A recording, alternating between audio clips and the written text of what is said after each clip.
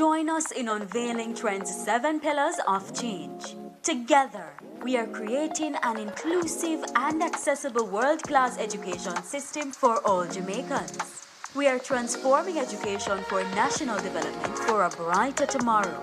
Together, we will get education trending.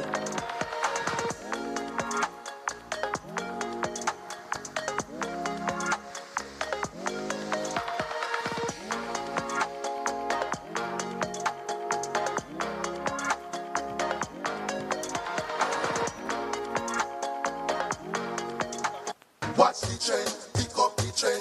This are the trend for all the youths them. Watch the trend, pick up the trend.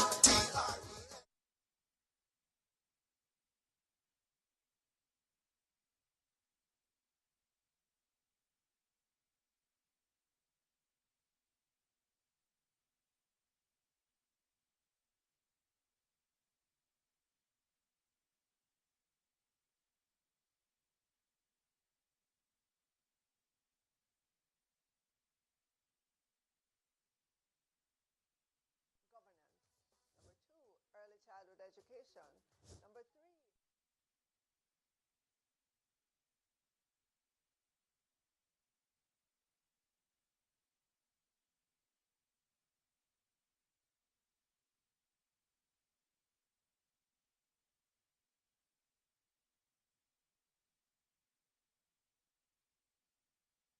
Janet Brim, Deputy Chief Education Officer, Acting. Dr. Clover Hamilton Flowers, Deputy Chief Education Officer, Curriculum and Support Services. Ms. Nicole Brown, Project Lead, Transformation in Education Project. Heads of agencies, departments and units. Directors of Regional Education Services and the Assistant Chief Education Officers. Senior members of the Ministry of Education and Youth Executive Management Team, Senior Education Officers and Education Services Team members, teachers, members of the media, good morning. I believe the good morning can sound a little better than that. Good morning! Thank you so very much. You look so beautiful down there. Now, Trend represents a transformative step forward in our commitment to enhancing the quality of education in Jamaica. We aim to create an environment where innovation, teaching methods, and all the strategies necessary for students to move forward may flourish, thereby preparing them for the challenges and opportunities of the 21st century. Your role as educators is crucial to this transformation. The success of Trend relies heavily on our dedication, adaptability, and willingness to embrace the strategies, methodologies that are necessary to move education forward.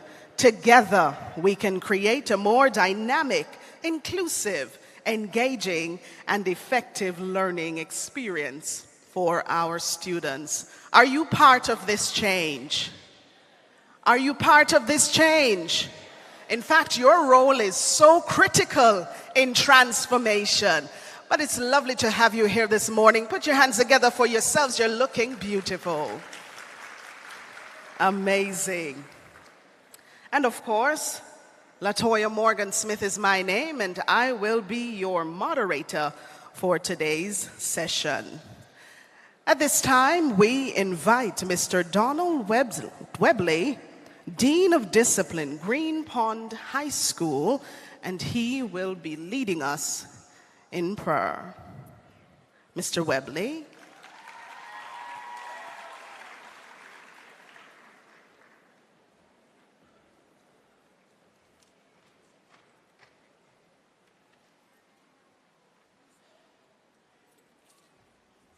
Colleagues, good morning.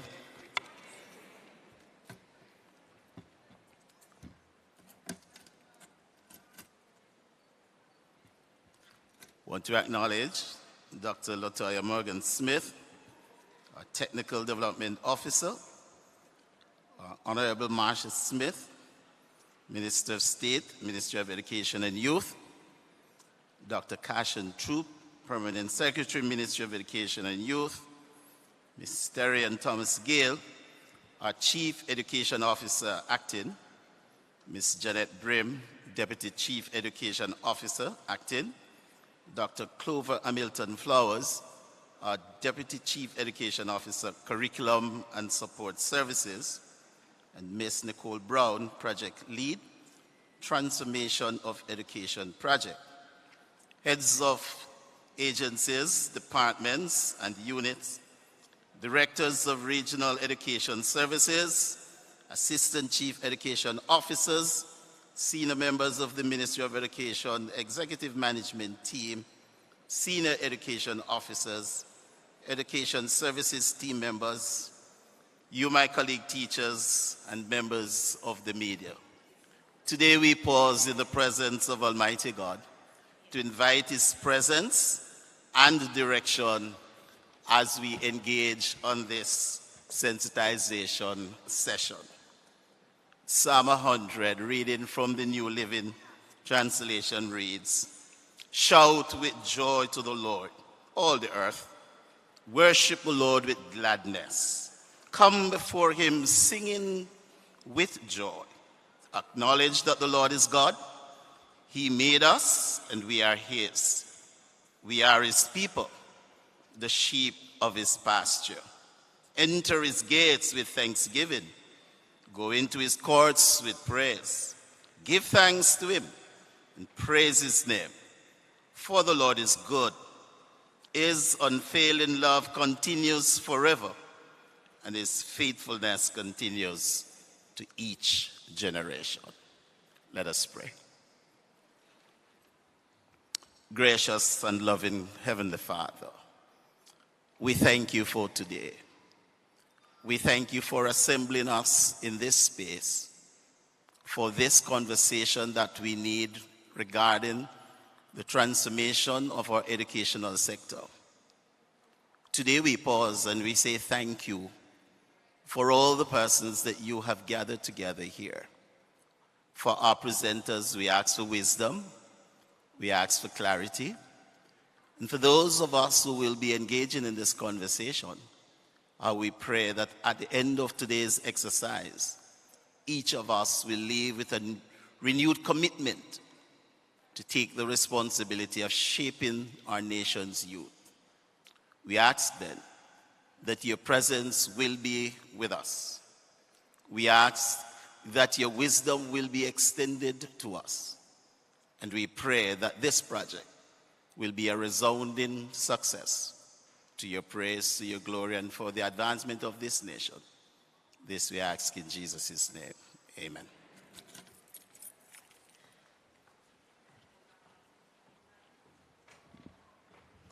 Thank you so much, Mr. Webley. And without any further hesitation, we invite at this time Director of Regional Educational Services in the region of Trailblazers, Ms. Carleen J. Segree. Please make her welcome.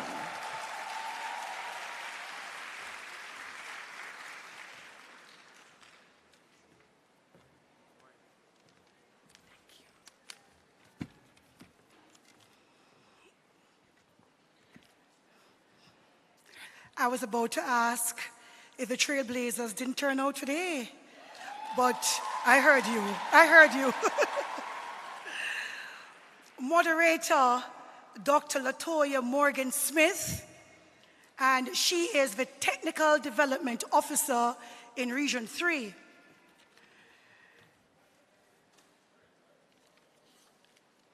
Minister of State in the Ministry of Education, Ms. Marcia Smith. CEO, Ms. Terry and Thomas Gale, acting. DCEO, Ms. Janet Brim, acting. We have our pillar leads on the platform, and these persons you will be introduced to shortly, as they are the ones you will be engaging with. It is indeed a great day. When I arrived this morning and I saw the sea of individuals, our teachers, our foot soldiers, I said to myself, our Governor General is correct.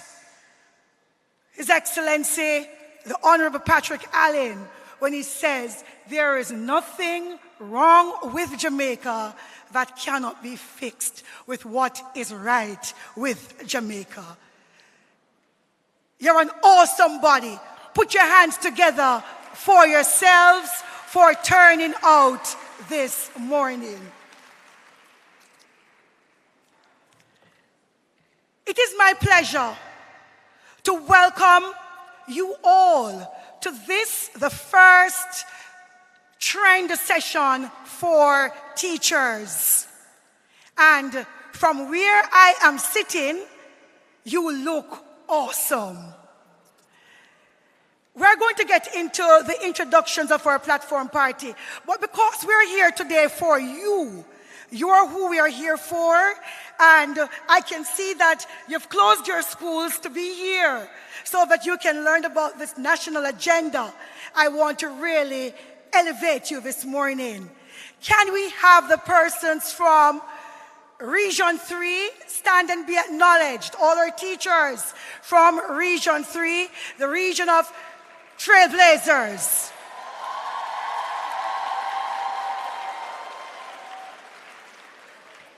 Thank you. Well done. And because we're in the home of the region of innovators, I, of course, left you for last so that we could now hear the roar. Where are our innovators? With the region of innovators, Region 4. Where are you? Please stand. Oh. The teacher said I should say stand. Teachers from Region 4, please stand. Where are you?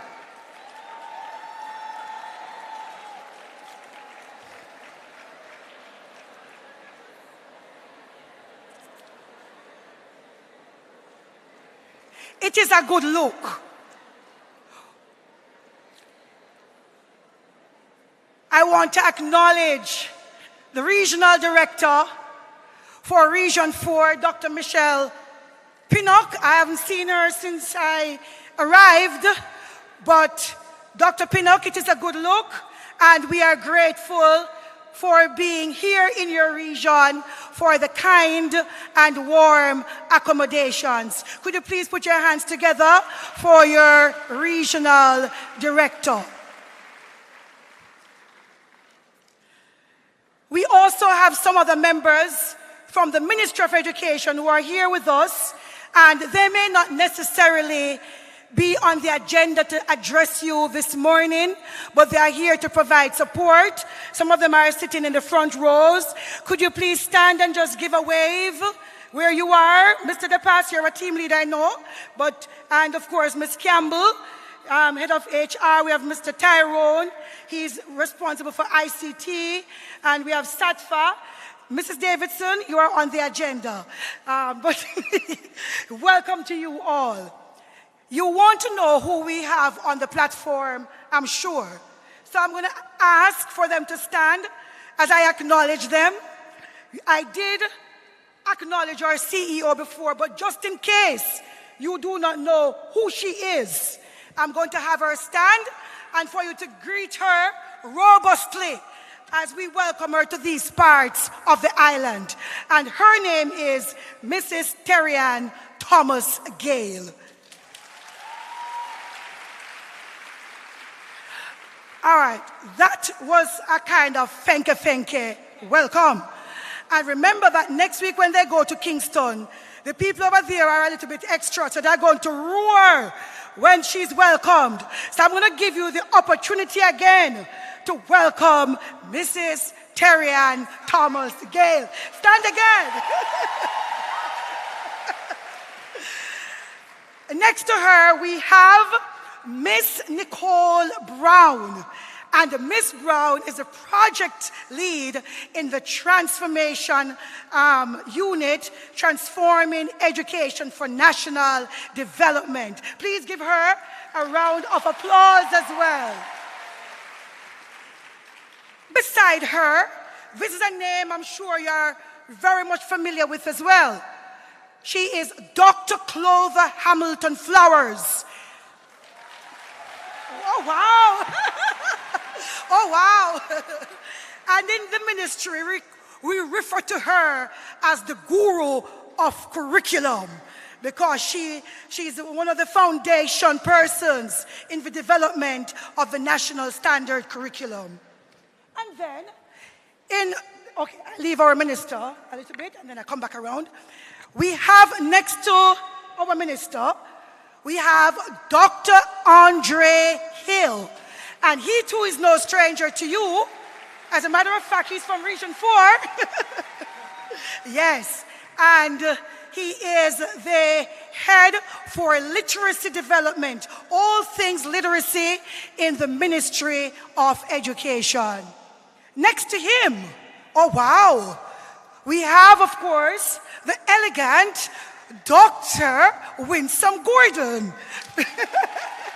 And you know who she is?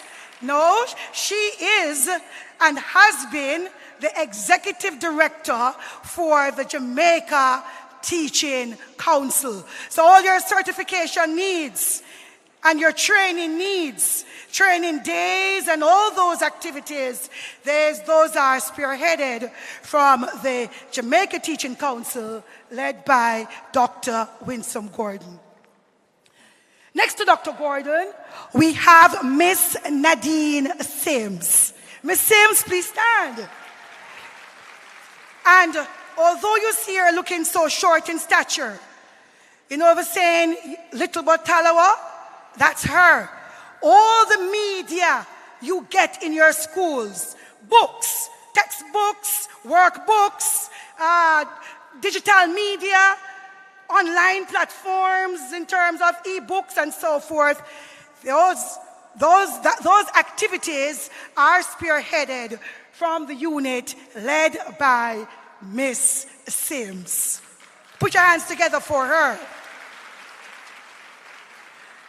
And beside her is a special lady who oftentimes the people who she serves, they're a vulnerable group of people in our society. And sometimes we overlook them. This person is Miss Dion Gale. Please stand, Miss Gale. And Miss Gale is the head of the special education unit in the Ministry of Education. Right? So of course, you know, we want to ensure that we are being as inclusive as possible because every child must learn, every child can learn. And then now we also have some pillar leads who are sitting before me.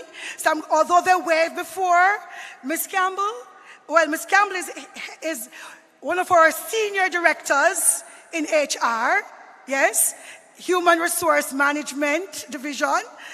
Miss Campbell, could you just wave to them? Miss Diane Campbell, wave to the team of teachers. Mr. DePass, Richard DePass. Mr. DePass is our principal financial controller. Mr. DePass, I think he's the lead for finance. Please stand, Mr. DePass. Yes. You met Tyrone just a while ago. You did not meet Charlene. Charlene Robinson. Charlene is... But Charlene, you're popular? Oh, Charlene is from Montego Bay. Oh, I didn't even know that. Wow. So, yes. So Charlene is our ICT person in the Ministry of Education. And we have Mrs. Kennedy Haynes Davidson, who is no stranger to Region 3. She's from Region 3, but she's now Assistant Chief Education Officer for the Guidance and Counseling Unit operating in Kingston. Yes, Mr. Satfa, please stand. Mr. Satfa Bennett. And Mr. Bennett is also one of our Assistant Chief Education Officers from the Core Curriculum Unit. I hope I didn't skip out anybody from Kingston. Yes, I did say Tyrone. Yes, I did. Yes. So, who did I leave out? Tell me who I left out. The minister. Yes. So, minister. And that was deliberate, right? Minister, could you please stand, minister? We want to welcome our Minister of Education. Please stand, minister. Yes. A very quiet force. A very quiet force. She is a daughter of the soil. She is also from Region 3, as she went to Brownstown Primary School, Westwood High School, Brownstown Community College. So she is one of us. Please put your hands together and welcome her warmly to this event, as you will be hearing from her shortly. But of course, that applause is unacceptable. Where are the champions of cheerleading and applause? Let us give a warm welcome to our minister. Thank you. Who did I leave off? ECC? ECC. Who is it? Dr. Deslandes. Dr. Deslandes and her team. Could you please stand? I'm not seeing you from where I am sitting. And where I'm standing, sorry. In front of me, behind. Oh, Dr. Deslandes. I see her now. Could you please stand? Could you please stand, Dr. Deslandes and your team? And Dr. Deslandes is the Executive Director for the Early Childhood Commission. And of course, as you know, early childhood is also one of the key pillars in the transformation agenda. So the journey of transforming education, as we can acknowledge, won't be without challenges. But together, we can build a future where every student thrives, equipped with the knowledge and skills to become well-rounded citizens and contribute meaningfully to our nation's development. This morning, I really want to thank you for being here, for turning up loud and looking good. Let us get ready to embark on this exciting adventure together. I hope you all feel welcomed. Welcome again to each and every one of you. Have a fabulous day.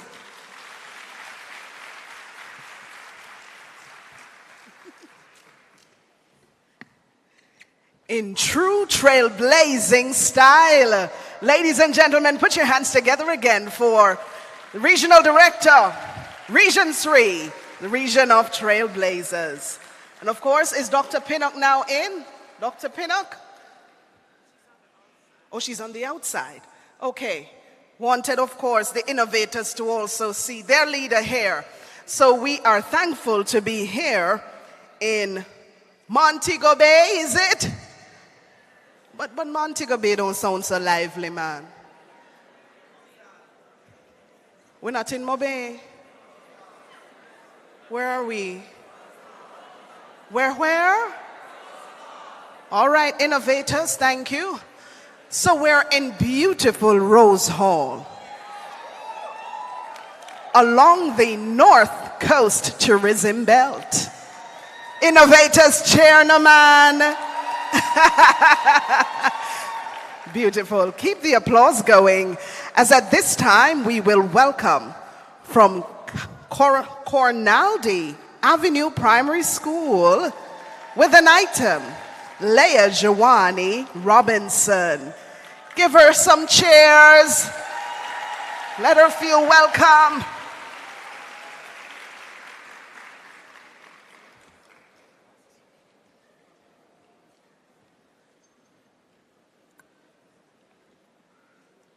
Oh, they're on their way. They're on their way.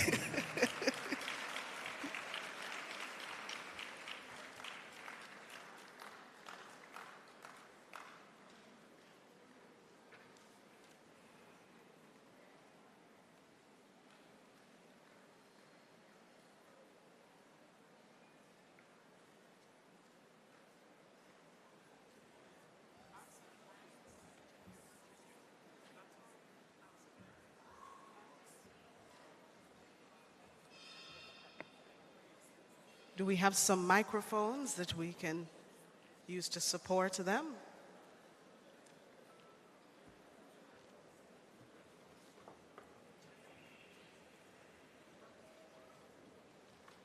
So the microphones are coming, all right?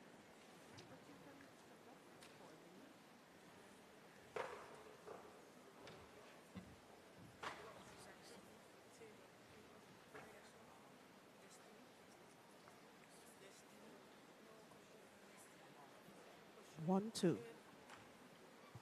1, 2.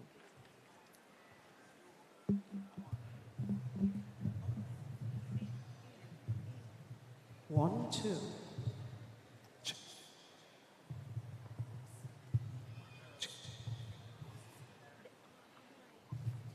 One, two. 1, 2, 1, 2, 1, 2. 1, 2.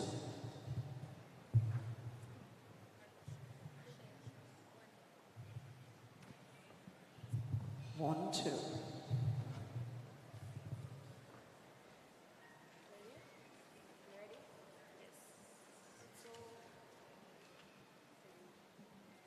Education and the Key by Mr. Okar. We late, but we reach. We late, but we there. And for all who think we will come, and for all who think we done, I beg you tell them we just a come.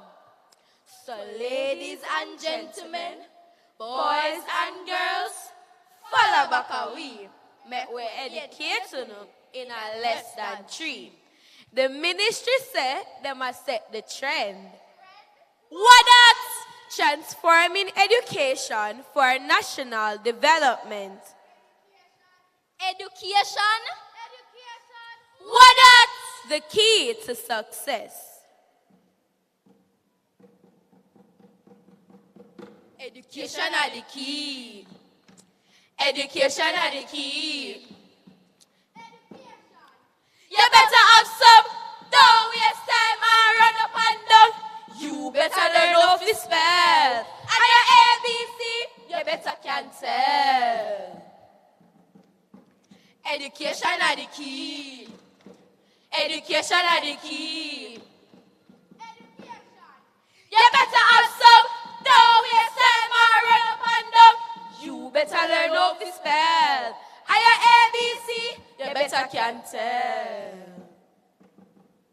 When them talk about transformation, that's what we needed as a nation.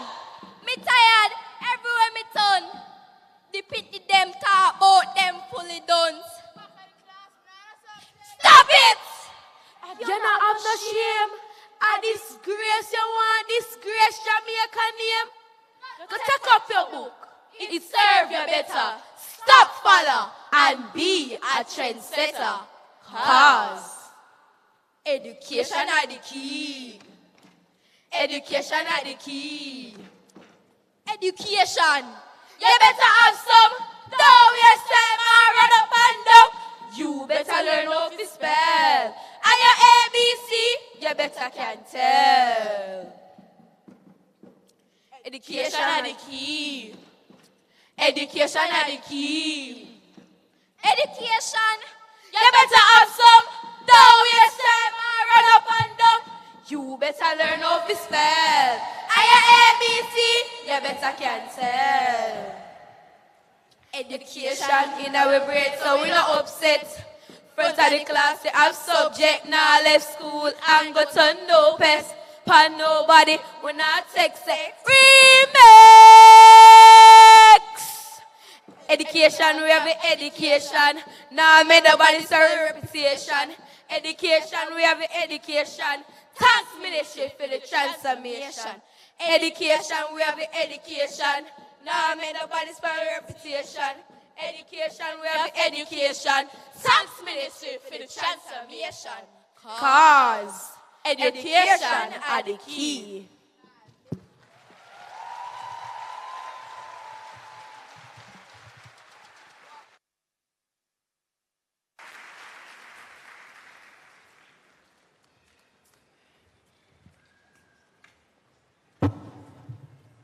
2. 1, 2.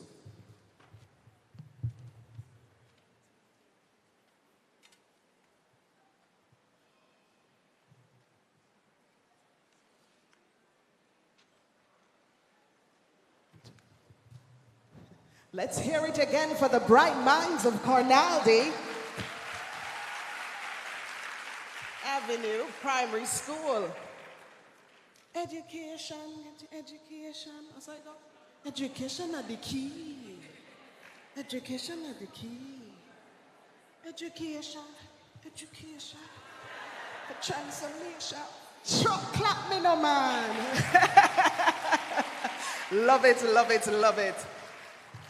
1, 2. Okay.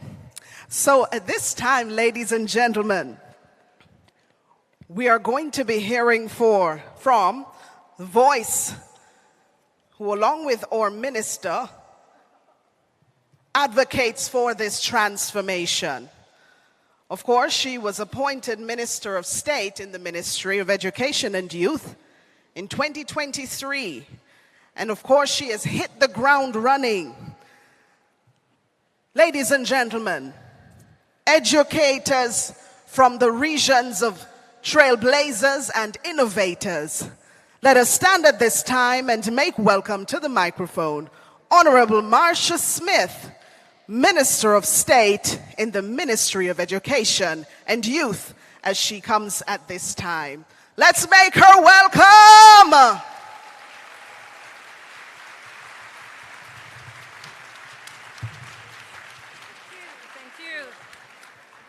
Okay. All right. Good morning. It is my pleasure to be here with you. And as I listen to the students of the Cornaldi Avenue Primary School speak to us through poetry, the refrain of their poem has stuck with me. Education are the key. No, I'm not a good dub poet like our MC here. With a list song that I have, I am not so fluent with my words in terms of getting that necessary rhythm in a dub poem. But one of the things that struck me, education are the key. And if we look at that statement in a deeper way, we oftentimes will see keys as opening doors, but we also need to remember that an important aspect of a key is to close doors. So it's about embracing new pathways, and it's also about closing off doors and old ways of doing things.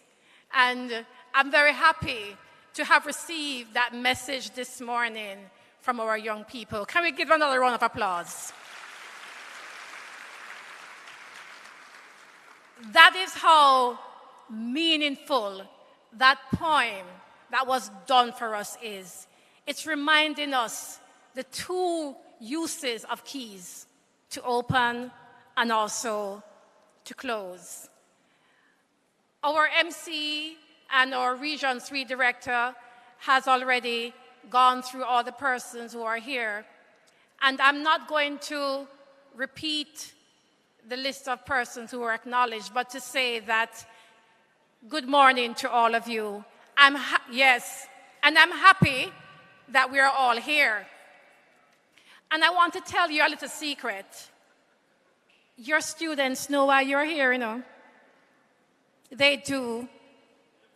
My nephew, he's a student at the York Castle High School.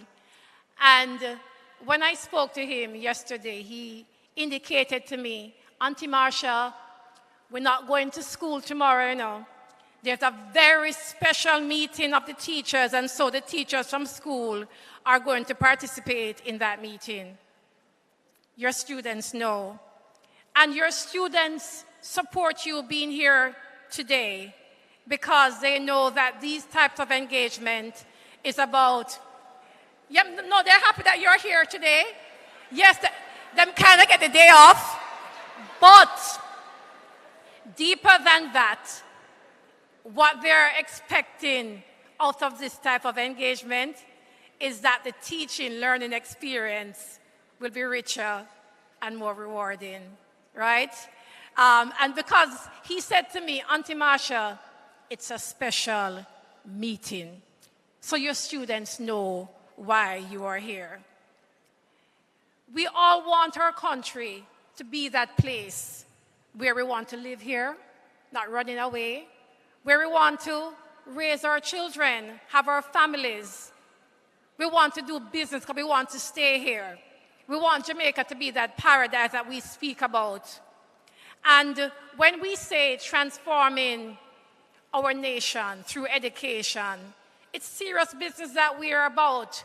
We are the foot soldiers who have an opportunity to not just a bag 'em out, but actually be right there in the trenches, effecting that change for national development. The presenters that will engage you this morning will bring you along where we are in trend as a ministry.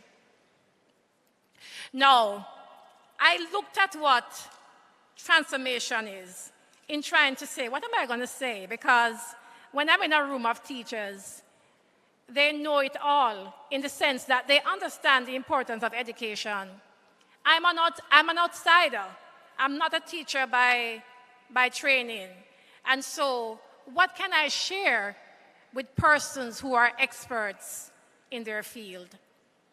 What I will say is that being a human, living in community requires constant transformation. But why do we transform? We transform because we want to align our organization in a way that we can optimize the goals and the purposes of that transformation. And when I stand here and we speak about lifelong learning, that lifelong learning, the first person outside of family that students will see that in action to be able to replicate it is from our teachers. And so pillar 3 is about ensuring that that lifelong learning is embedded from you enter into teachers' college, when you start the classroom, and even if you transition out of the classroom into other areas of education, that you remain committed to constantly allowing yourself to be improved and learning better ways of doing things. And so today, I want us to kind of personalize trend for ourselves. And I'm going to just make a very, very small tweak to the word in trend. So we've been saying transforming education for national development. I want us all to take this session as being transforming educators for national development. Today, we are here focused on turning around that word education into the word educator. It's so important for us all as human beings to allow ourselves to be transformed and to become better each day, because when something stops transforming, it becomes stagnant and no longer able to be fit for purpose. I wish you all a very good session today, and please engage our presenters in the Q&As. Very important for us to hear from you, because we are not transforming in a vacuum. We are transforming in a way where our stakeholders are an important part of that transformation, and you, our educators, are so important to us. Thank you.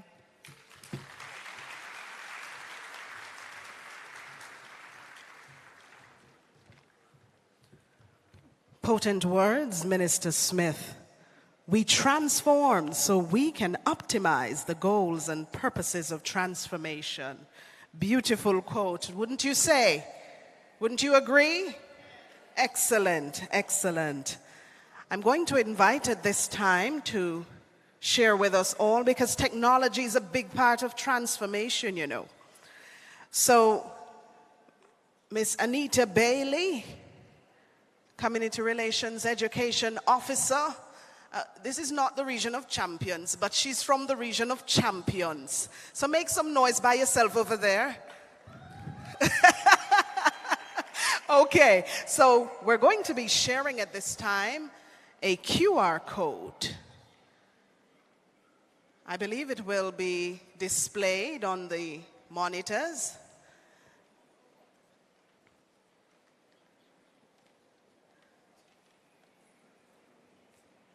Is the QR code ready?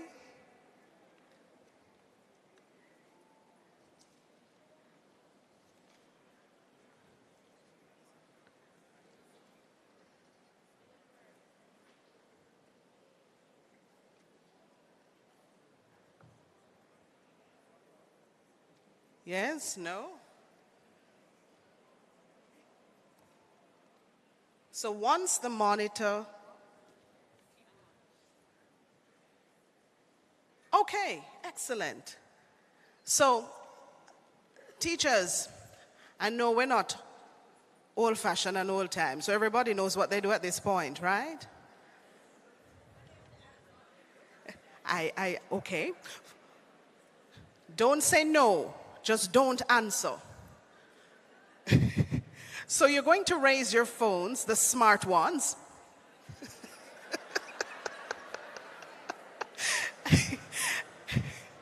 And you're going to open your cameras, not on selfies. Oh, I'm told there's no access? Request access, okay. So, our technical team, the educators were quick on the draw and they're saying it is asking for access. They're to request access. So, whilst they resolve that, we are going to move into the other parts of the program. Okay? Now, I'm going to be inviting to stand with me a woman of worth, beautiful daughter of the Most High. And she is our Chief Education Officer acting. You met her earlier, but of course you're going to hear her voice as well. And so I'm going to invite her at this time, as she will be my co-moderator for this section of the program. Ladies and gentlemen, let us make welcome Ms. Terrian Thomas Gale.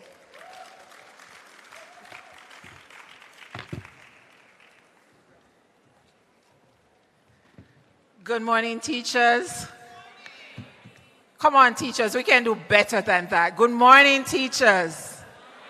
It is my pleasure to be here with you. You are the reason we do what we do. And I like her. I've been watching her all morning, and she's so into everything, good, bad, and all. I want to see her classroom. I can just imagine her students. It's outside. That's my type of teacher. Colleagues, we're here for you. As Minister Smith said, we're transforming educators for national development. That's the aim of today. So, colleagues, we have been on the transformation train for quite a while. And the Ministry of Education and Youth, we're being deliberate this time around. We're not just transforming education from the third floor. We're transforming educators from Rose Hall. We're here with you because we want you to know that you're important to the process. You are part of the process. And so we want to hear from you today. So just to give you a background, I know the information would have been emailed to your account, your email accounts, as well as sent to the school, but nevertheless, I want to bring everything into context. Transforming Education for National Development, TREND, is a program being implemented by the Ministry of Education and Youth, and this program focuses on transforming the education sector.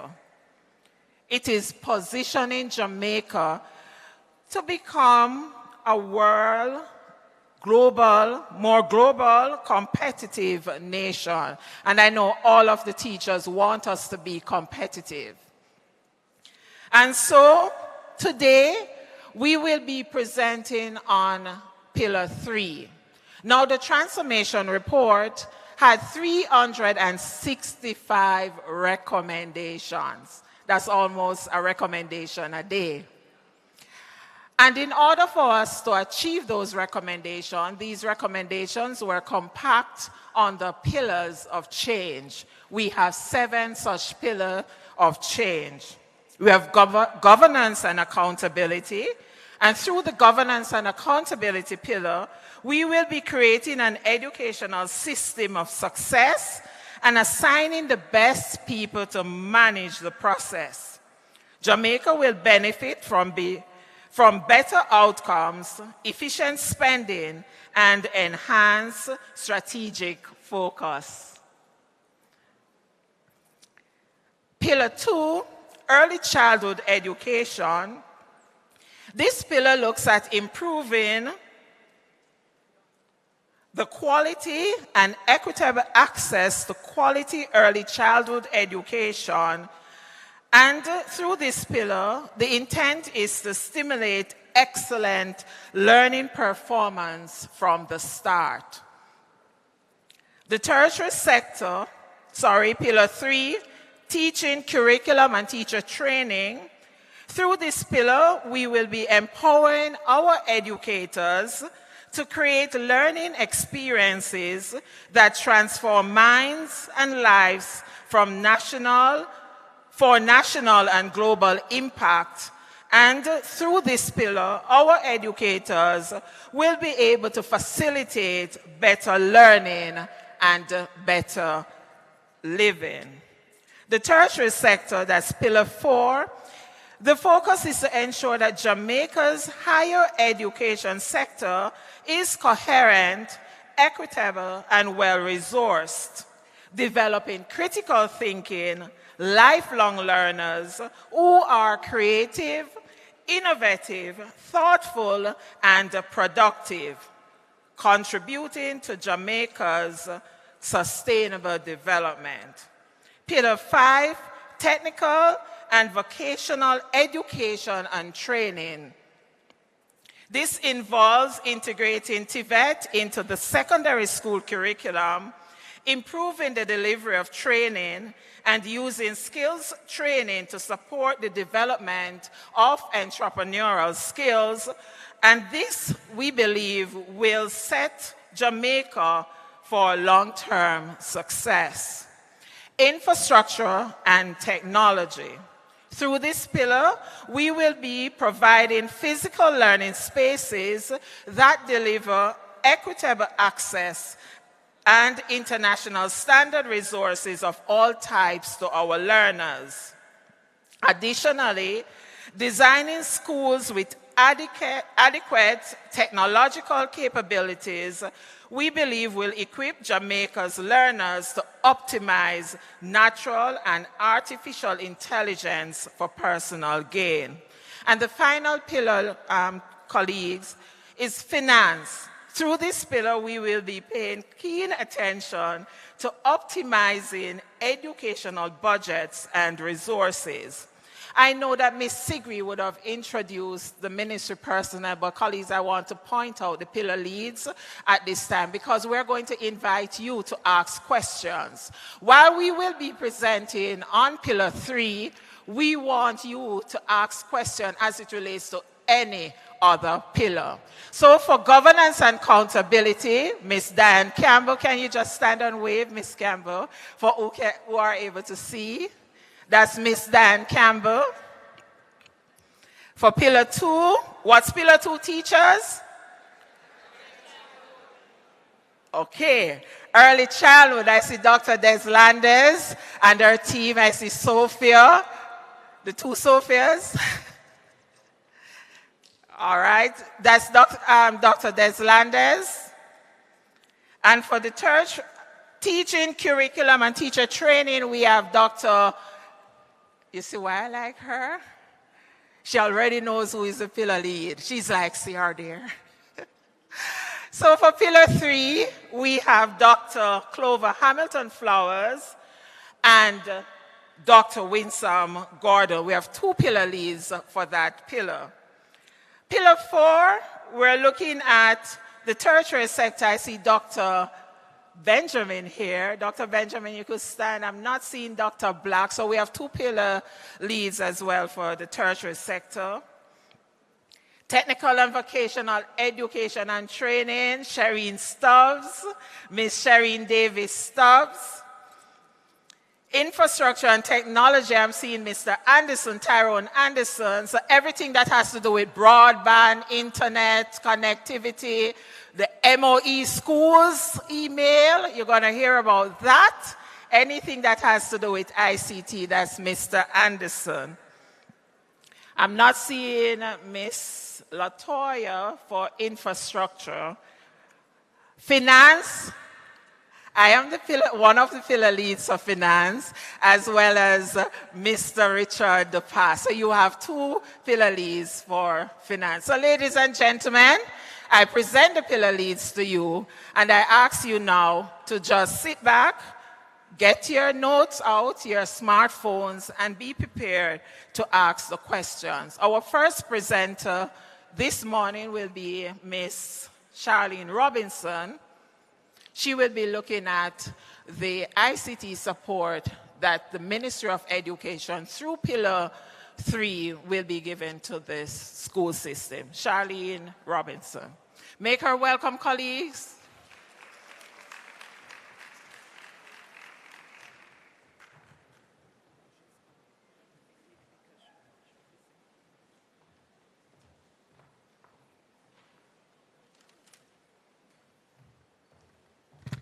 Colleagues, I'm going to put Nicole. Nicole goes first, put everything in context. That's an error. So Nicole will go first. Charlene, come and be ready to go next. So we'll have Nicole Brown, the team lead for transformation.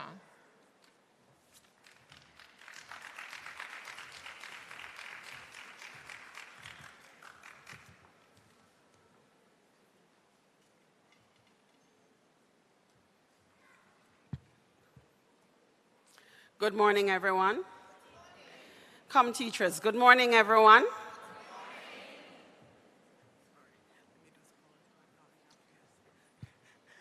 Educators, my apologies. Let us just pause to acknowledge our permanent secretary in the Ministry of Education and Youth.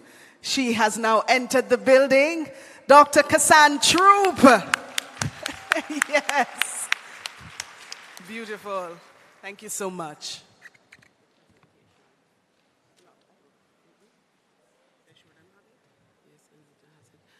Good morning, everyone. Come on, teachers, you can do way better than that. Good morning, everyone. Good morning. I'm happy to be here this morning sharing with you. A few years ago, I was in your seat, and so I am pleased and I am positive that there are persons sitting in this, teachers sitting in this auditorium with us who are teaching at the school that I used to teach. And so it makes me happy, elated that we're moving. I'm waiting for the presentation to be on screen. Can the technical team assist?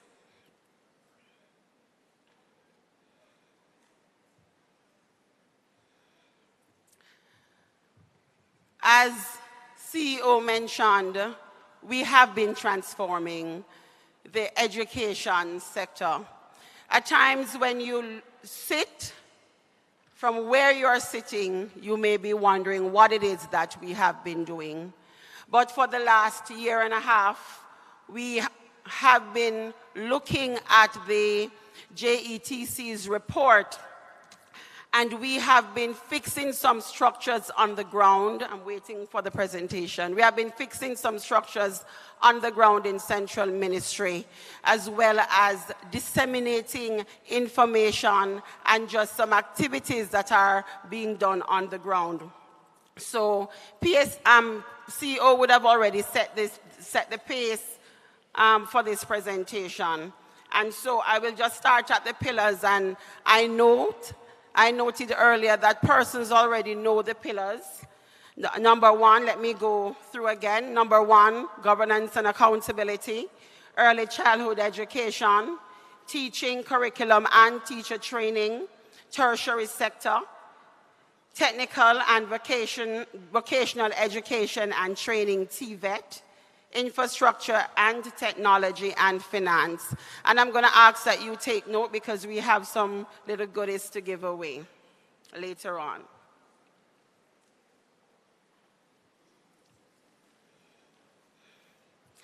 As we transform the system, we are looking at the new transformed teaching and learning model that the Jamaica Education Transformation Commission's report cited.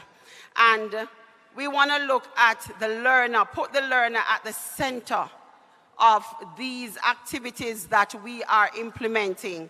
And so we want to ensure that we have dedicated teachers, dedicated leaders, dedicated parents, committed parents, and we also want to ensure that we have institutional boosting as well as a strong curriculum as we look at this new implementation model for the transformed teaching and learning.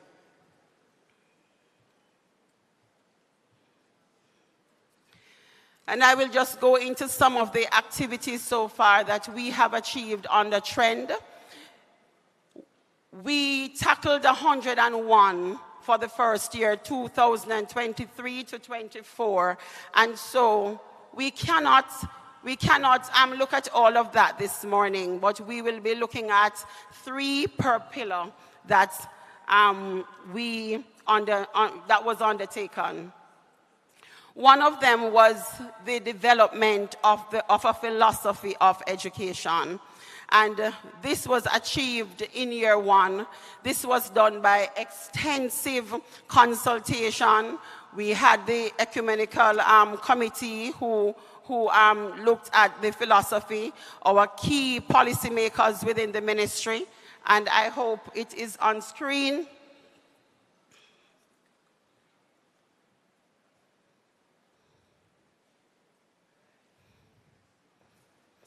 I'm not sure you can read that. Let me read it for you. Under God, the Jamaican education system embraces diverse learning capacities and styles, aiming to nurture each learner's full potential through partnerships. We promote a comprehensive education, blending academic, technical, and vocational pursuits with values-based teachings and life skills.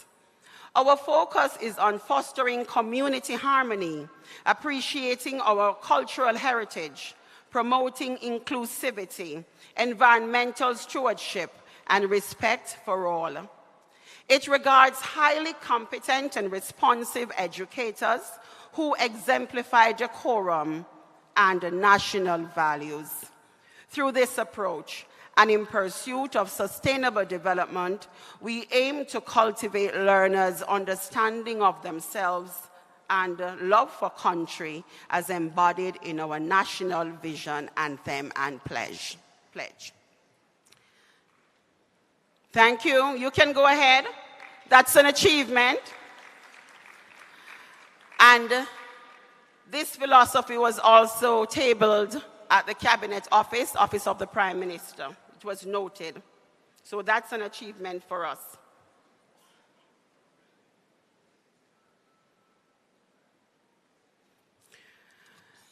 Let us look at the early childhood education pillar.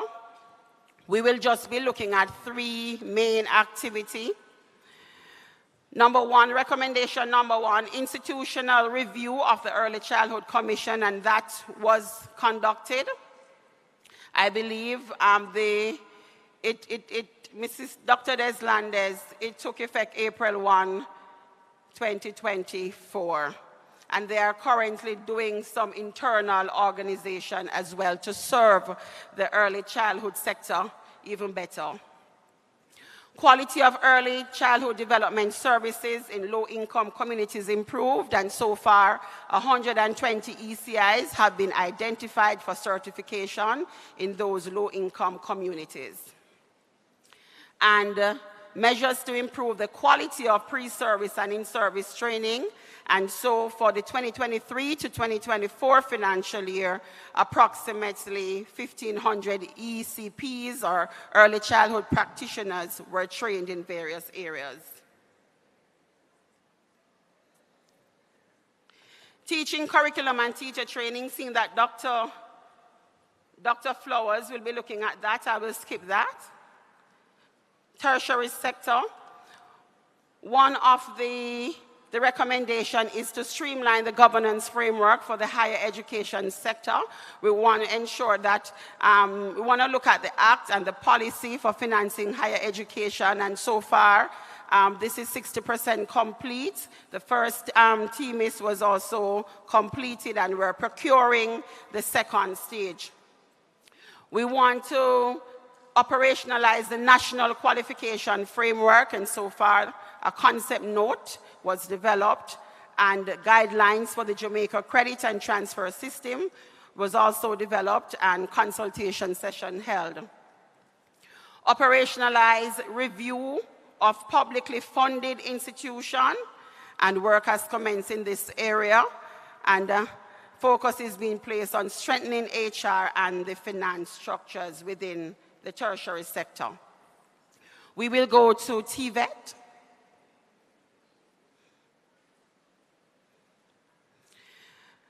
Capacity of in-service teachers at all levels of the education system. We want them to be trained, and for the 2022-2023 period, 2023 to 2024 period, 151 teachers, pre-service and in-service, participated in capacity building opportunities in a number of service areas.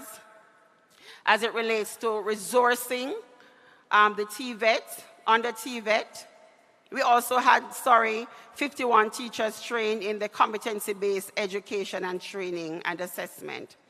As it relates to the support for TVET, a total of 36 million Jamaican dollars has been allocated to facilitate the modernization of TVET labs across the region, and a sum of 85 million was distributed among all secondary schools, providing any of the 5 primary technical and vocational areas and discipline.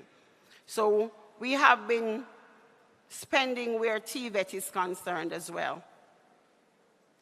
Infrastructure and technology, let us look at what is happening as it relates to infrastructure.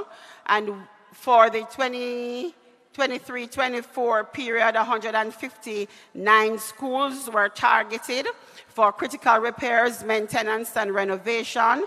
An additional 34 were identified for the construction of ramps for students with special needs. Electrical upgrades and fencing are being executed at 103 schools at the primary and the secondary level.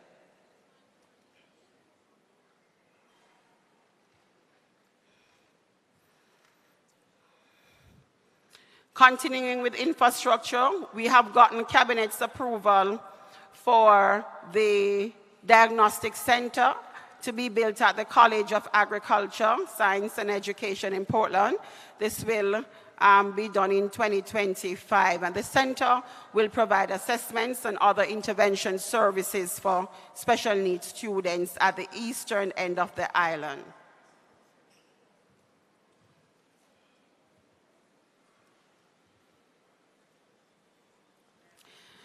Technology, we want to ensure that there is broadband infrastructure deployed at our institutions, and so far approximately 663 or 60% of all public schools and places of safety have been connected to the national school network, and to date approximately 23,000 of 25,000 teachers have received their laptop. That signifies a whopping 90%.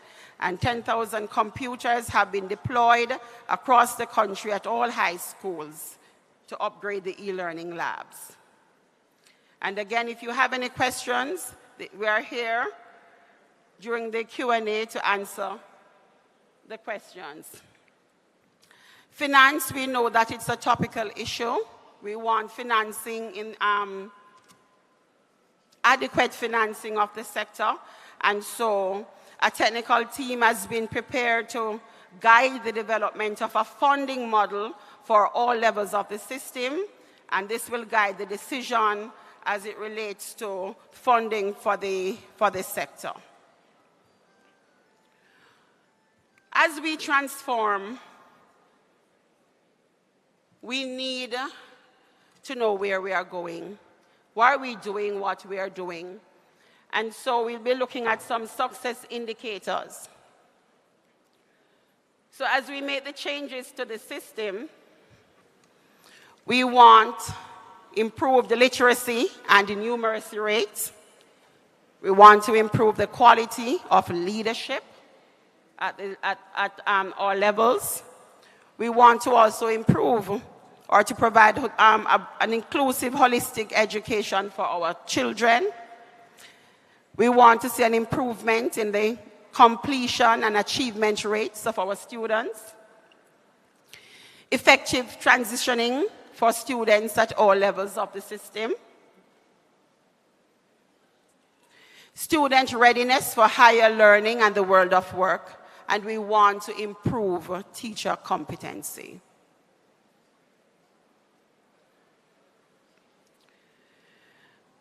So when we have these indicators, we have packed them in 3 broad statements. We want improved student achievement, improved school governance, and enhanced teacher competency. Let us take a deeper dive into what it is that these 3 broad statements are saying. So we want improved grade 4 literacy rate to 92% by 2031 from 63.4%. Improved grade 4 numeracy rate to 80% by 2031 from 62%. Increased high school completion rate to 80% by 2031 from 51%. I'm hearing some talking, and so we will be having a robust discussion, I hope, later in the Q&A. 80% of students rated at level 4 and 5 on PISA 2029 assessment. And level 4 and 5, I believe, they're moderate and high. 80% of students achieve satisfactory to exceptionally high for their personal and social development skills as per the NEI rating by 2031. Increased students' enrollment at tertiary by 2031 to 75% from 34%. Increased tertiary completion rates at the tertiary level by 2031 to 80% from 21%.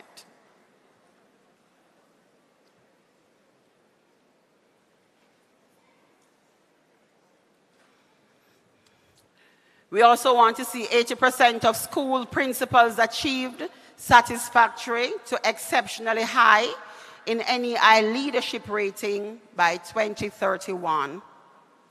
50% of public schools rated as good and above by the NEI by 2031.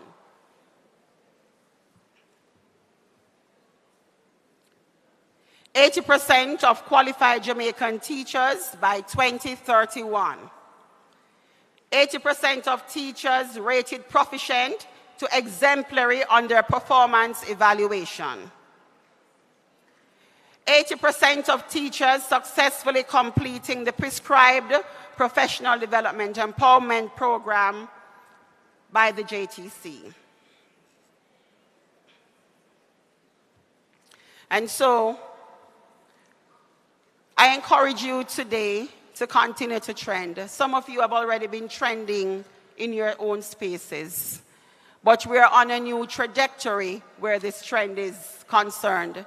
We have a minister, the state minister, the permanent secretary, who is oiling the machinery, and they are very capable and competent to lead this sector as we trend. And so I thank you so much for listening. Have a great day.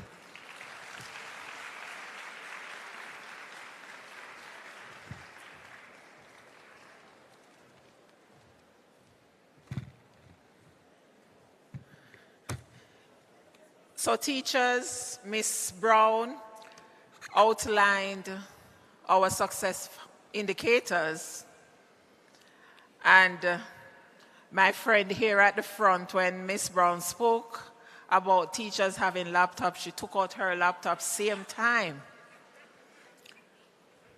because she wants us to know that she got hers. I need your name at the end of the day, all right? So colleagues, you have seen the updates.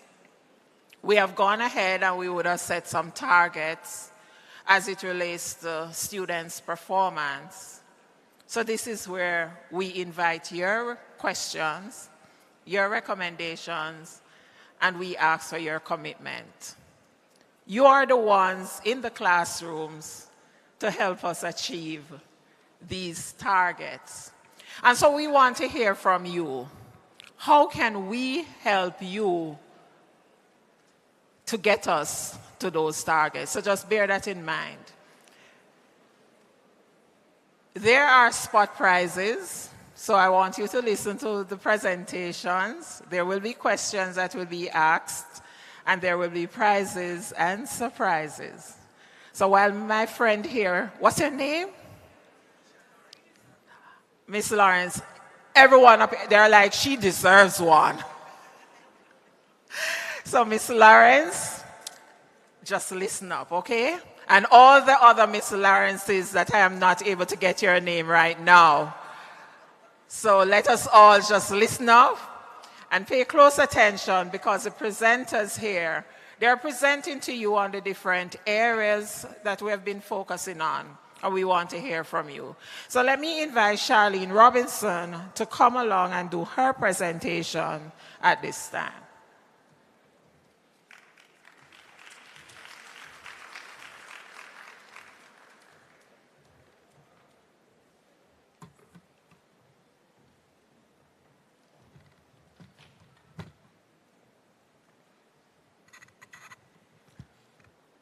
Hello.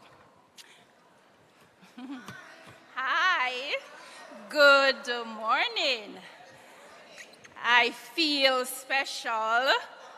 Yes, I feel welcomed because I'm from Region 4.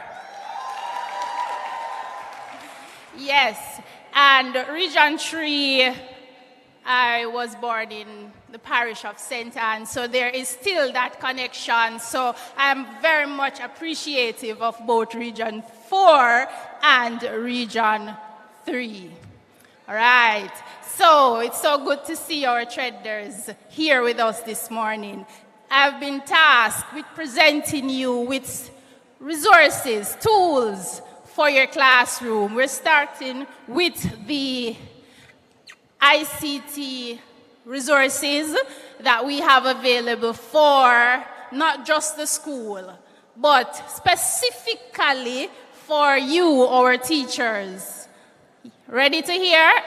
And I know you know all of them already, and you're already utilizing. So this is just a reminder session, right? So let's get into it. So ICT tools for my special teachers.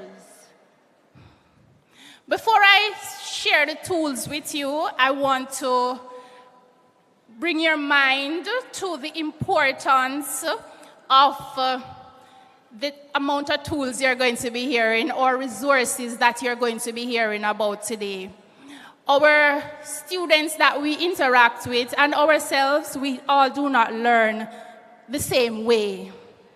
So we have our students that learn differently. So we want to make sure that we are providing resources for all our students. So in our classroom, we're not just giving notes or letting them watch a video, because that is not how all our students learn. So we are making available resources that you can utilize to ensure that you are meeting the needs of all your learners. So I have on a diagram that indicates to you the 3 new essential elements of teaching. And those are, and for your students to learn: time, media, and information. So make note, or you will realize that I did not say digital media, because media here is speaking to all the media resources. And the Media Services Unit, they will come and they will present to you all the resources in the media, and you'll see that it's not just ICT, or it's not just online, it's not just technology, it's also printed. All those are media because our students learn differently. Time. Time is so important. We have to let our students spend time with the media, whatever it is. So we have to present the information in different medias, and then give them the opportunities to spend time with the information. So don't feel you're overloading them. Give them the information. Don't let it be that they are in need of some information or content and it's not available. You did not expose them to it. Ensure that you utilize all the resources that we are presenting and give the students as much practice, engagement to spend time with the information so that they will get it. They will learn it. And also information. Information, yes. So after you have exposed them to the media, you have given them time to engage with the content, the media. What is the feedback you're going to get from that information? How are you going to utilize that information to make decisions for your students and yourself? There are the students that you can just give them the media and they will get it in whatever form you give it to them. So, knowing that difference in your students, you are now better able to support the ones that you need to pay extra attention to. So you have to use the information that is going to be available to you through the utilization of the various resources. So that's what I wanted to bring your mind to, the importance of these 3 elements in teaching: time, media, and information.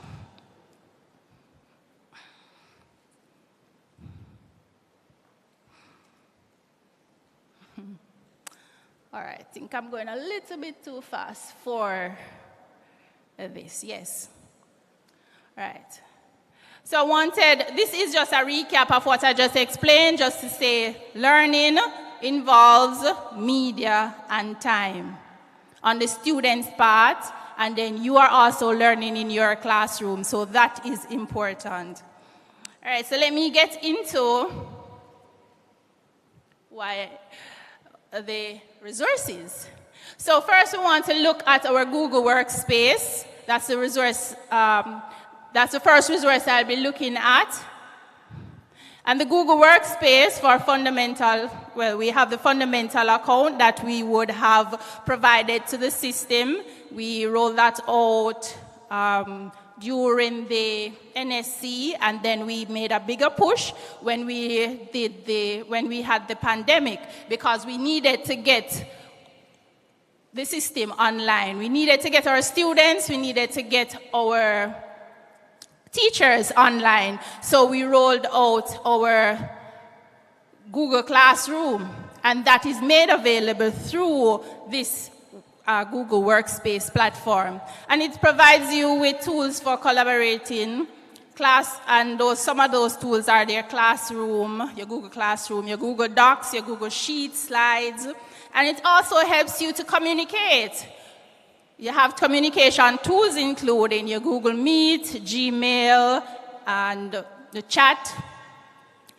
Data loss prevention for Gmail and Drive, so you get a lot of storage because you know you are digitizing those lesson plans and those tests and worksheets and all of those. You are currently digitizing those to get them in the online space to meet your students where they are. All right, so from there, that gave us the opportunity to give you your email account. So let me say that under all the teachers who your email account is another account on your phone. I'm not seeing some people not putting up their hands. All right, I know you have your email account on your devices. So your email account, the electronic email is useful in the education tool that can enhance learning in any curriculum. So we have effective communication, collaboration, and it provides lifelong learning opportunities. So you will note your email account is at moeschools.edu.jm, and it allows you to access MOE, ICT Resources, My HR Plus, the eMIS, your Microsoft 365, Google Classroom, and so on. And it also provides the opportunity for bulk emailing. So you're getting your students' email accounts, because they too have their email accounts. That should be a part of your orientation activity once you meet your students. So you put them in the various groups and you're able to communicate, send them email reminders, those SBAs that you need to remind them about, all of those things. You're able to send them to them via their email. You may have a club that you manage, you are also able to group and utilize. So that helps you with effective communication.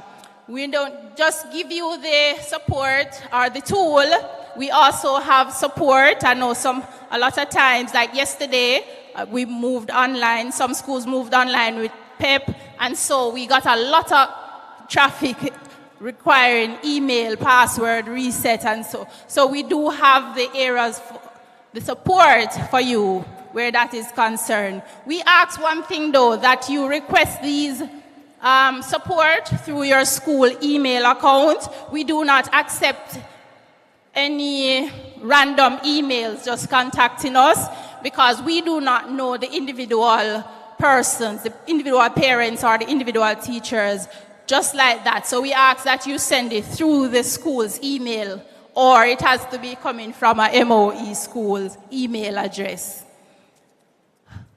Another tool that we would have provided through the workspace is a Google Classroom, which you would mention already.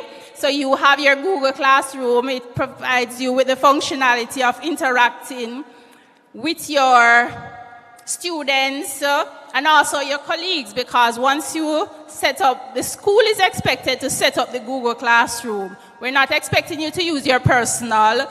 The school should set up and all the teachers join to create that one class, that one school. And so that facilitates management and collaboration between the teachers and also the students.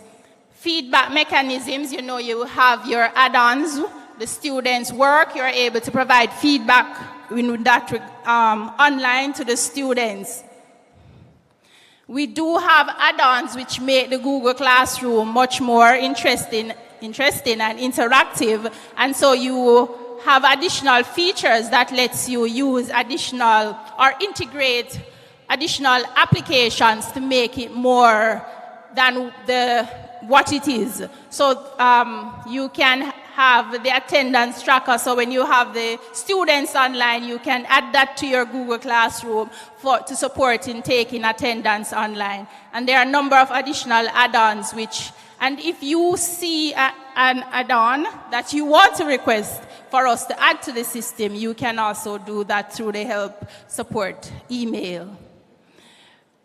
All right, so this is how your classroom should really look, with all your teachers in one space and a fully managed online school. Another tool, oh, sorry, sorry. And yeah, I was here busy with myself going along. Yes. Thank you for that. So I'm actually here. So this is how it should look, with all your teachers having their classes there. So another tool that we have is our Microsoft 365. That is, as CEO has mentioned, on the report, you were given your laptops. And when you got your laptops, you did not get the application Word, those tools on. So the idea is that that application we provide to you through your MOE school email address. So you should all have a full subscription of Microsoft 365 that you're actually able to download on up to five different devices. So again, you should not, and the students have their copy subscription too, so those SBAs, they should not be worried about those. I also want to mention Microsoft Teams, which is a part of the 365 tools, and this now you can use for your meetings, your club meetings, staff meetings, and consultations. You have the flexibility to utilize the tool as you desire.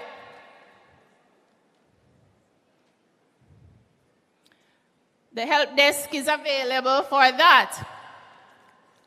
And you will get with the resources, so you will see the email addresses for those, how to get in contact if you don't have your 365 subscription.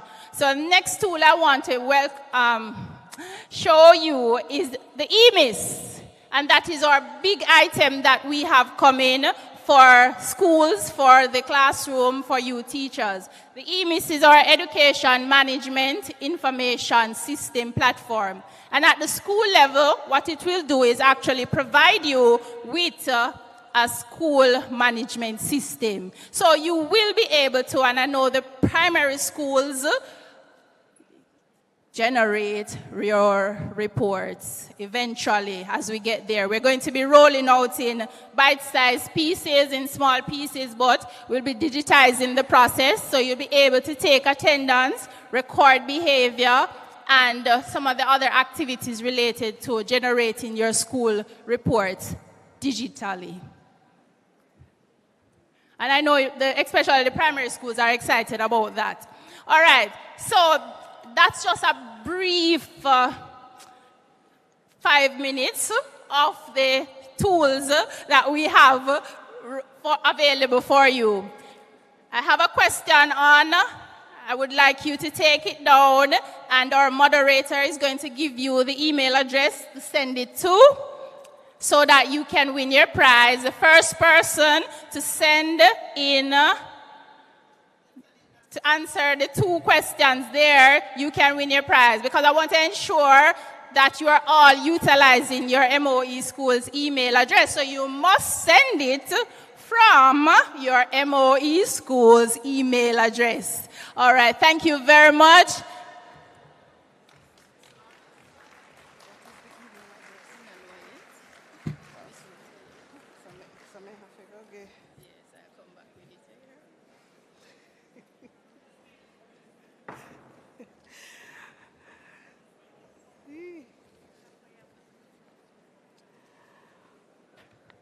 All right, thank you so much, Ms. Robinson. Very comprehensive presentation. We are going to ask that all the remaining presenters be a bit more succinct. And so I'm giving you 10 minutes each to complete the remaining presentations. All right?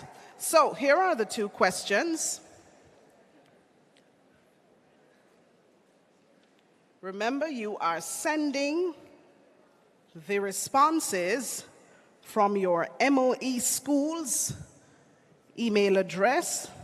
I know we have some persons online who are also watching. So we, of course, welcome you as well in the virtual space. Put your hands together for those in the virtual space. Let them feel, you know, special as well as they are. Excellent.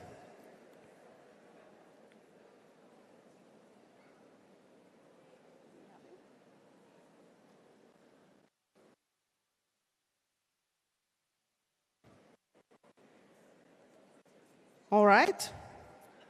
So here are the questions, then you'll get the email address. List 5 applications available for download in your Microsoft 365 subscription. Question 1 again, list 5 applications available for download in your Microsoft 365 subscription. Question 2, write the URL for the Trend website.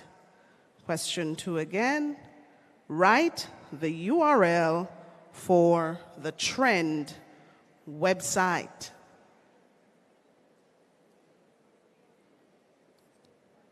So in the meantime, whilst you research the information and the email address is coming to me, you see?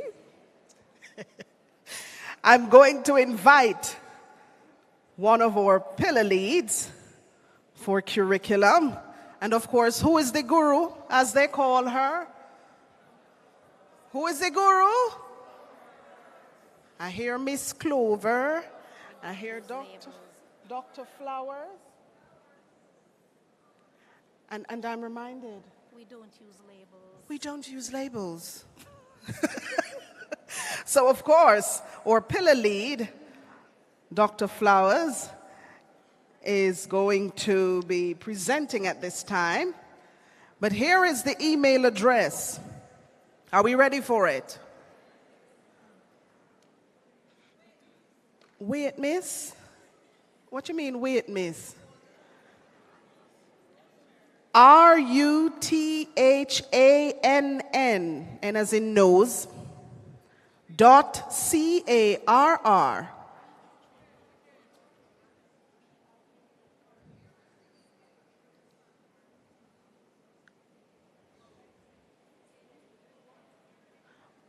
All right, scrap that one.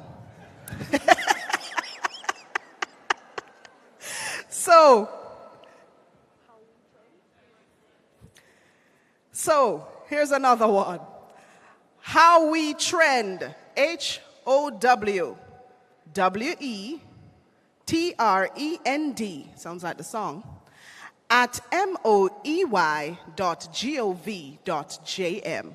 How we trend at moey.gov.jm.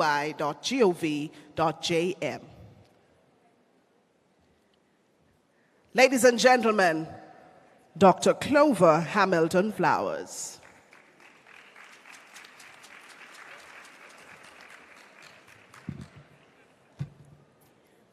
I am a promise. I am a promise with a capital P. I am a great big bundle of potentiality. And I'm learning to hear God's voice, and I'm trying to make the right choice. I am a promise. Anything God's will. There is a saying in Jamaica, though. A promise is. All right. I started with that because I'll be talking a little bit about Pillar 3. And if we do not understand that there is a link between curriculum, teaching, and the teacher training, we're going to be in trouble. So notice that we started out with a song that could be so inspirational. It is a song that could, invite us to look at ourselves and be so hopeful. But just for a moment, consider that as a teacher, having inspired your students, somebody walks into this space and says, a promise is a comfort to a fool. Straight away, that is telling you we are not on the same page. And this is why it is so important that when we think about Pillar 3, we recognize that whatever the curriculum is promoting, our teaching should be consistent with that. And it means as well that if we're helping people to grow, to develop, to implement the curriculum, we must be on the same page as well when it comes to teacher preparation. This is why when we think about Pillar 3, we should pay attention to the persons who are involved. So we see here we have parents and we have content coming from different individuals. We have educators, we have the learners. And we're seeing that at the core of all of this when it comes to teaching and learning is the actual interaction of people as well as what happens with our curriculum.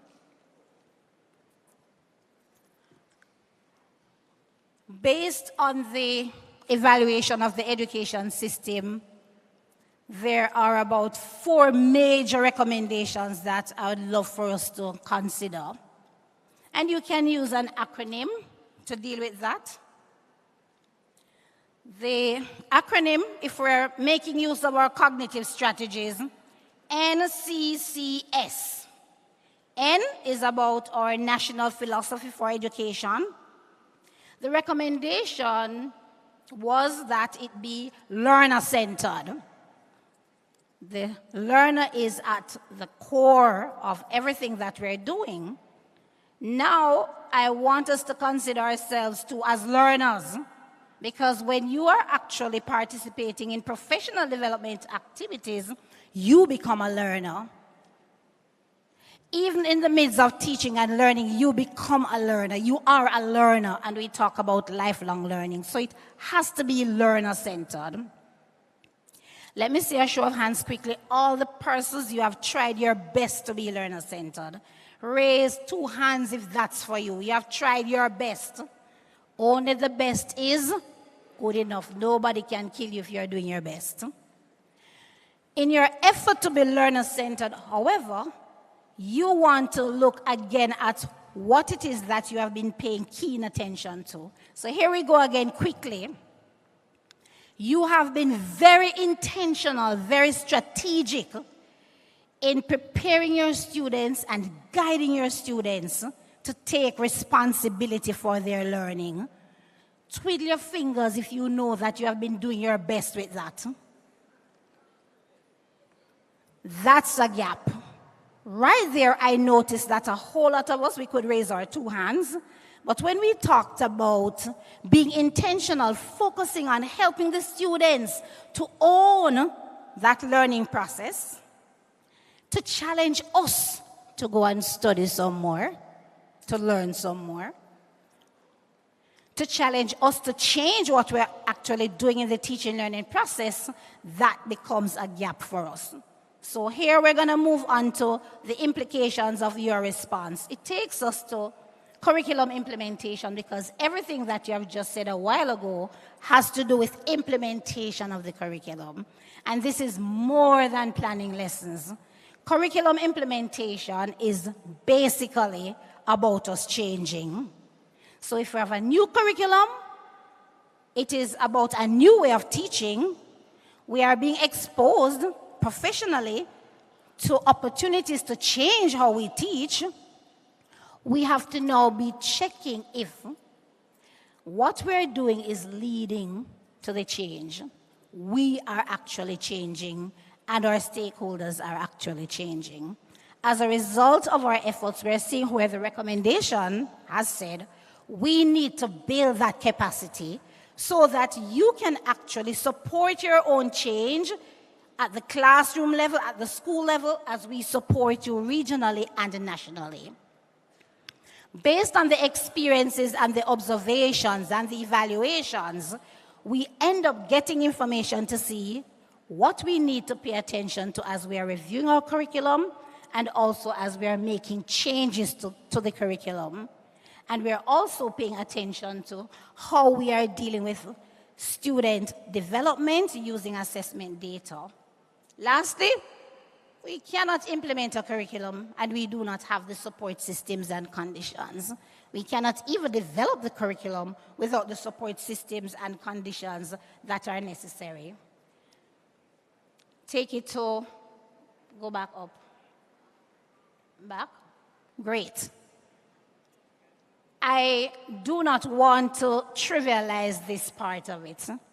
And why I do not want to trivialize this part of it is because as teachers, you would have played a significant role in us setting the foundation, the groundwork. So we would have spoken about our philosophy, that we should have a national philosophy, and you have been implementing the national standards curriculum. Am I saying something that is truth? Yeah. So that curriculum is already designed to be learner-centered, but again, are we implementing it in that way? I'm not too sure how many of us are aware that we do have a national curriculum for special education. For those students who are challenged, they have particular disabilities, there is a national curriculum for that. You would have contributed to the development of these curricula. Now, the groundwork would have started as well in terms of professional development for teachers, to help teachers to be more effective.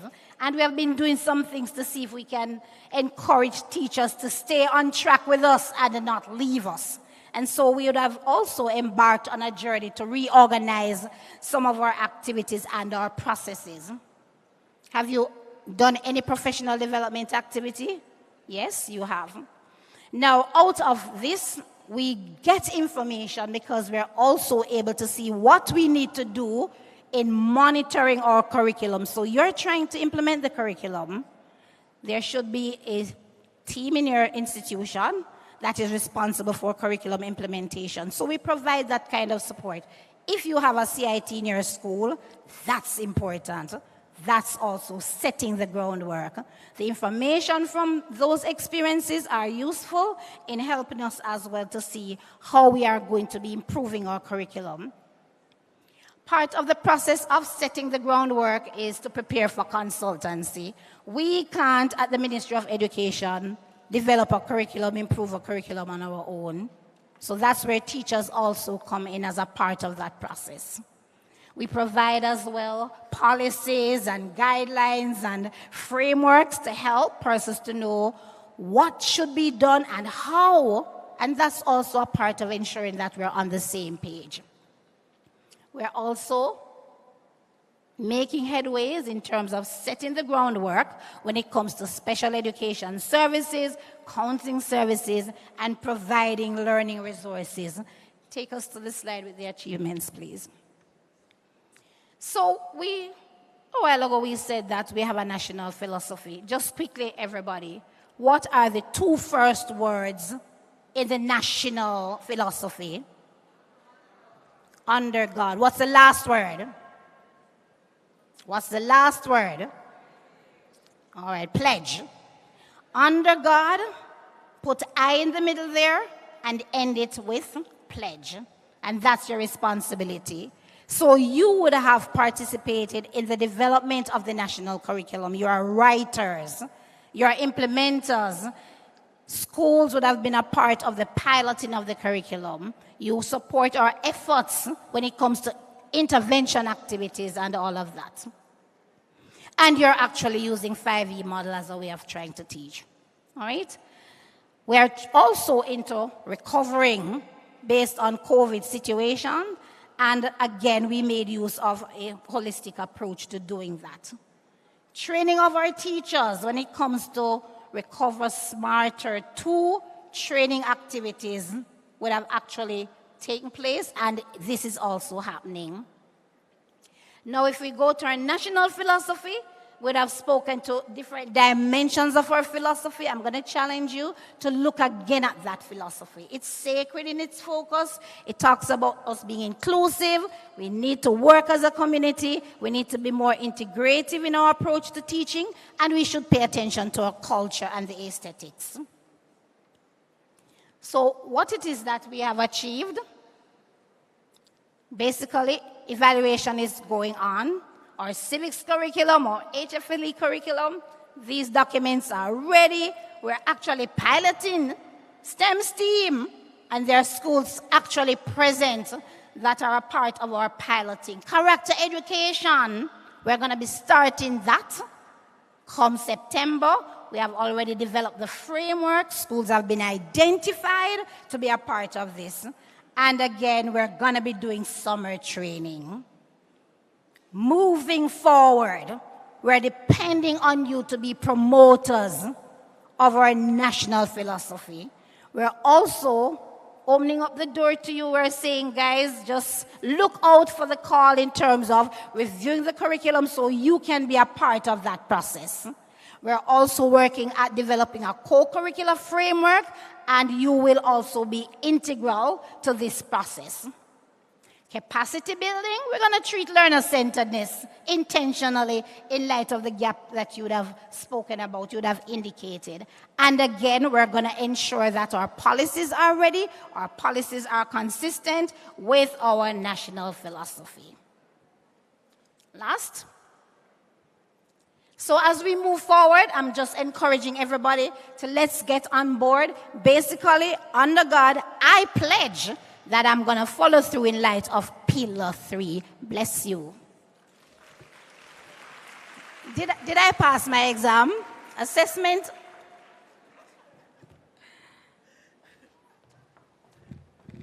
Dr. Flowers is pointing to me because I'm the assessment person.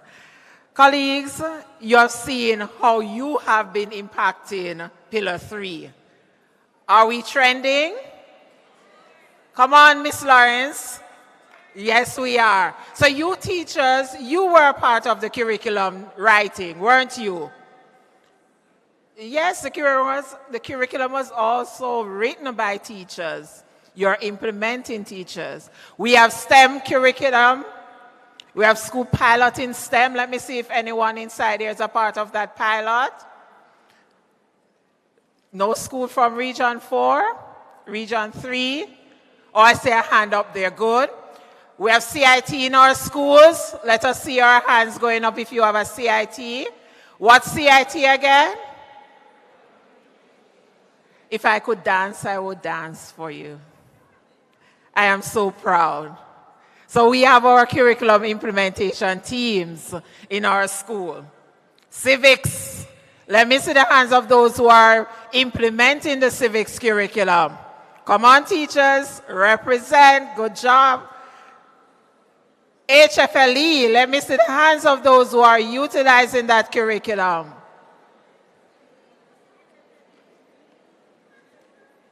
And Dr. Flowers said that the National Standards curriculum, it is learner-centered.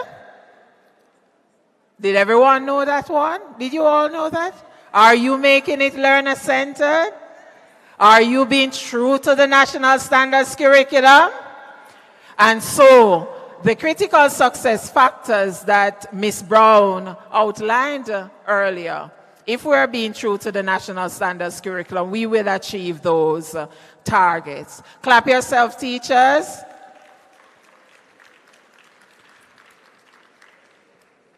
So one of the spot prizes, another question for a spot prize. I want you to name 3 of the critical success indicators under the TREND campaign. Transforming Education for National Development. Identify 3 critical success factors, or the critical indicators, right, Ms. Brown? The indicators. No, you need to email it. What's the email address again? I want to hear the email address from Ms. Brown. Miss Lawrence. How we trend at moey.gov.jm. So that's where you're to send the email. How we trend at moey.gov.jm.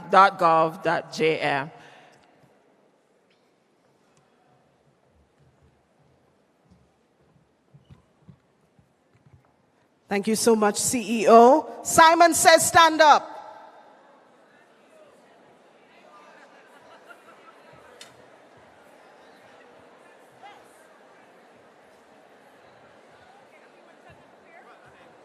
Simon is a good teacher, you know. Simon says stand up.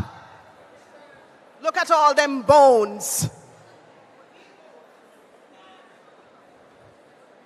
Simon says hands up. Sideways. But Simon didn't say that.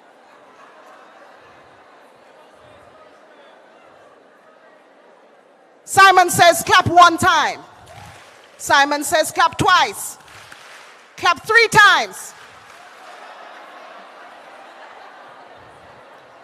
You see what our students go through? Simon says be seated.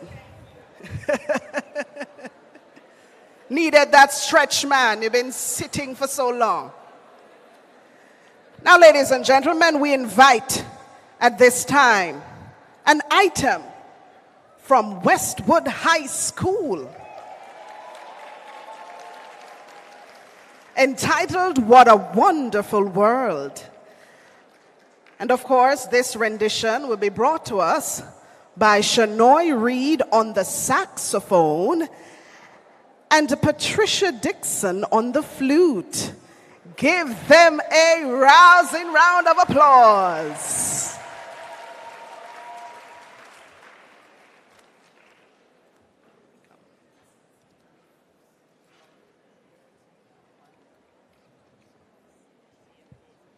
Maybe you can focus them in this area so that they can hear it.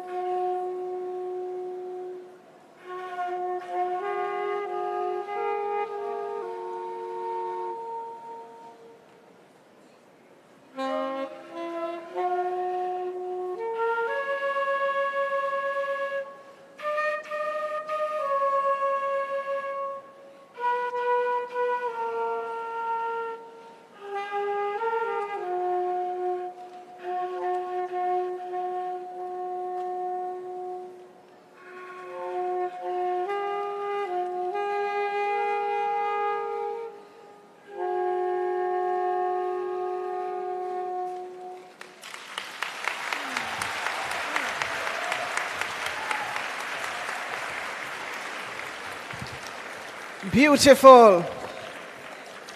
You have to applaud them with a lot of luster, you know.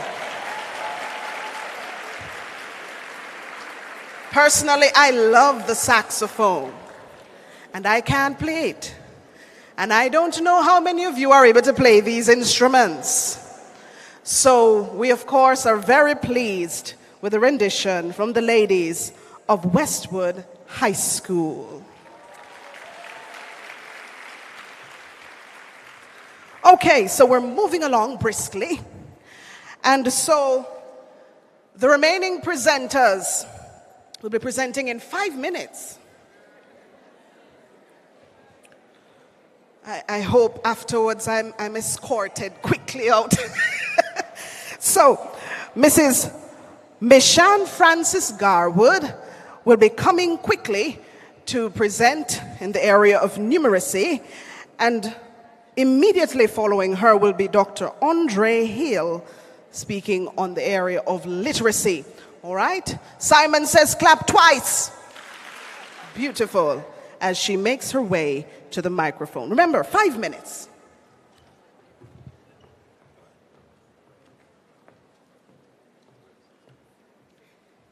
Good morning, everyone. You know, I'm told I only have 5 minutes, so let me see how quickly I can deliver the task here that I have been given this morning. You know, as you can see on the board, mathematics is the key subject. And don't feel jealous, everybody else, but without maths, nothing else exists. Put your hands together for that, ladies and gentlemen. All right. And with that in mind, where is it that we are included in trend? We want to have mathematics teaching be more for understanding. Because based on data, we see that we need to change our approach somehow so that we can achieve better performance for our students. And here, as you can see on the presentation, these will be our focus key areas going forward as we trend. And so, ladies and gentlemen, as you'll be seeing, we have differentiated instruction. That I know you have already started, but what we want to do is to work with you teachers in all our schools so that we can improve on how this is delivered. We are also going to be focusing on integrative teaching, collaborative learning, and cooperative learning. I know that you may be saying, but collaborative and cooperative, they're all grouping one of the same. No, they're different. And what you'll understand is that for the collaborative, it's a student focus. While for the cooperative, it's a teacher teaching style. So this does not happen without a teacher. While collaborative teaching happens by the students, they can just be directive to investigate and work together. Now I want to share with you, as I move along quickly, some issues that we would have highlighted, and I hope I'm going in the right direction. Yes. And so the first one, as it relates to curriculum. Topics are focused rather than what we are finding when we go out. There's too much focus on topic rather than the conceptual understanding and the experiences that our students achieve. We're going to be focusing on zooming in on teaching approach. Why? We're realizing that there's drilling and teaching more to the test than to the end product and preparing our students for trend, for national development. And therefore, there's also a lack of the big picture as it relates to math. Yes, you're with a topic, but what is the end product that you're teaching towards? And that is where we want to go as we trend. We're also going to be looking at how is it that we can connect the strands within discipline and across discipline? So how is it that you're teaching math, the other subject areas can come in so the students don't feel that when they're doing math and they go into a science or a language class or they're doing their arts, that math is not involved. So math will come alive with us integrating across disciplines. Also, we'll be focusing our attention more to the language of math. We want, as we teach, we're inclusive as it relates to STEAM and STREAM, and I hope we all know what those are. Do you recall what the R is for in STREAM? Reading, very good. All right, we're also, it says literature-based approach, but nonetheless, it's involved in math. It's just looking at reading within the content area. So mathematics will also, as you teach, you're thinking of use of your content, because our students as well, who are doing math, some of them are having challenges with reading, as you will hear further of how that will be addressed. We notice that there is isolation of the role of parents as how mathematics is being taught. So we want to zoom in some more so that our schools, they have a stronger connection, or the classes, the class teachers, the parents are more involved. Not just when you send a homework home, but they actually, as parents, I believe if they understand a little bit more what's happening throughout the year and what is expected of their students in the subject area, I'm sure some of them will be able to help. And when there are, for example, PTA sessions, as some we have been already invited to, but more of those to help our parents to help their students. Also, assessment, we will focus some more on that because we realize that the different forms of assessment that exist, not all are being used so that our students can achieve as much as they want. I just want to quickly also share with you, as you look at our data for numeracy, although it's trending up, but notice, as you will see, for instance, we have still too many almost mastery. So these are the students who are not fully proficient as they should be at their grade level in mathematics, okay? As you will see. So moving along, I just have 5 minutes. And then that takes us to our grade 4. The data will be in 2 because, you know, we have the numeracy aspect of the national test that is done, and you have the performance task that is done that gives us a general math data. This too, we realize there are too many students, and this is nationally, at the developing level. So it's a good idea that the developing, we have more students there rather than being at the beginning. But those students need to move over to our highly proficient. Those are the students who are able to manage the math skills that are required for them to possess. Also, you'll notice for the grade 5, it's a similar process that's happening here. We need to trend more over to the proficient and highly proficient. Hence, maths transformation is needed. And just in case you're wondering why I do not have 2020 and 2021, you remember what happened around that time? Is when we had COVID, so there was not regular testing. We also can look at our grade 6. I hope I'm on that with you. We're still at the 5. Okay. Grade 6. Our students as well need to trend more to our proficient and highly proficient. I also want to give you a quick look as well. That slide is not there, but just to tell you that for our CSEC, if you get a chance to look at that result, we are trending up. We're not where we're supposed to be, but more students who were below, say from 2018, who are getting like 5. There are more students in 4, and so as we go up to getting a grade 3. And we want to continue to increase that process of our trending. So as we move along, I'm going to skip over some slides here and share with you that quote from William Paul Thurston. It says, "Mathematics is not about numbers, equations, computations, or algorithms. It is about understanding. That is where we want to go. Teachers, ladies and gentlemen, we want to teach for understanding. And when understanding comes, our students will be able to apply. And that is why these external assessment that is now given, you realize it is included in application. They're real life situations. All right, so I'm gonna go all the way down because I know my 5 minutes is almost up. And so just to let you know here, go to my last slide there. All that you're seeing there, this is how we are zooming in. How is it that we're going to achieve our transformation as we move forward?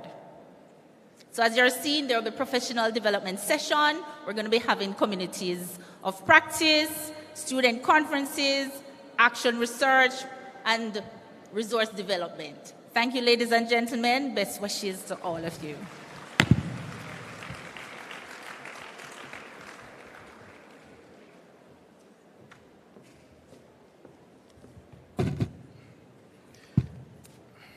Good afternoon, everyone. Minister Smith, Permanent Secretary in the Ministry of Education and Youth, Dr. Troop, my other superiors in the Ministry of Education, and colleague teachers, ladies and gentlemen. It's my pleasure to address you this afternoon in the context of the Ministry of Education's efforts to transform our education system. Now, I thought I heard a voice say, Dr. Hill, you only have 5 minutes to present. And I'm wondering if I was hallucinating when I heard the voice say so. Perhaps I was not hallucinating. I am still not seeing my presentation on screen, but permit me, in light of the time constraints, to address you candidly. So, first thing, please show your hand if you are a literacy teacher. I'm speaking to the teachers now. Put up your hand if you're a literacy teacher. All right, thank you very much. All right, now, I was expecting everybody. I was expecting Permanent Secretary, every teacher, colleagues, I was expecting all of you to raise your hand and identify yourselves as literacy teachers. Because in fact, that is what you all are. And I want to start there. Tamika, just tell me when I have a minute remaining, please. All of you, so put up back your hand now. I'm serious enough. Put up the hand so I can see them. If you don't believe you're a literacy teacher, fine. Don't put up your hand. But if you feel convicted, even though I haven't given you any evidence yet, put up your hand. I am a literacy teacher. All right, fine. Now, perhaps if I help you to understand what literacy is, then that might help. Here's what literacy essentially is. It is concerned with the ability to read and write. That's one. And it is also concerned with the facility to use reading and writing in the real world. So let me ask you again. As teachers, are you concerned, some of you, with helping children to learn to read and write at the early grades? Yes or no? Yes. And the rest of you, are you concerned with helping teachers, students to use reading and writing to make sense of their world? Yes or no? Yes. There is what we call fundamental or basic literacy, which is what grades 1 to 3 teachers are mostly concerned with. You are supposed to, in grade 1, be teaching children to read and write. So you teach them about the letters of the alphabet, the 44 phonemes in the English language, etc. And then, when they get to grade 4 and beyond, right up to university, teachers, lecturers, educators who engage learners, children, adults, you are in fact engaged in teaching disciplinary literacy. Do you appreciate that? So in mathematics, there is a specific literacy. In social studies, there is a specific literacy. Now, experts tell us that we have, and my presentation is still not there. Experts tell us that we have three kinds of vocabulary. Please take note of them. One, we have the general or conversational vocabulary. Two, we have the specific disciplinary vocabulary. So vocabulary in science, in social studies, math, etc.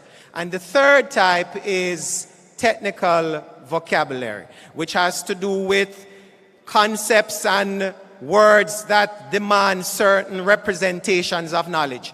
For example, explain, infer, analyze, synthesize, etc., compare, contrast. Those are technical vocabulary. Now, every teacher is supposed to be engaged in teaching content-specific vocabulary. So you are literacy teachers. Every teacher must teach their students to interpret and make sense of the technical vocabulary that they will encounter in their textbooks and in the examination papers that they are given. Do you understand what I'm saying to you? So after today, if you had the misconception, it no longer exists. You are all teachers of literacy and therefore are engaged in the development of the literacy proficiency of all of our students. What did I say about the teachers at early grade? You are supposed to be teaching them alphabetic principle, A, B, C, D, whatever. And you are supposed to ensure that they learn the 44 phonemes. We have 26 letters and 44 sounds. And what did I say about all of the rest of you? Science literacy, mathematics literacy, social studies literacy, etc., etc. All right. And as I move to close, thank you, Dr. Benjamin.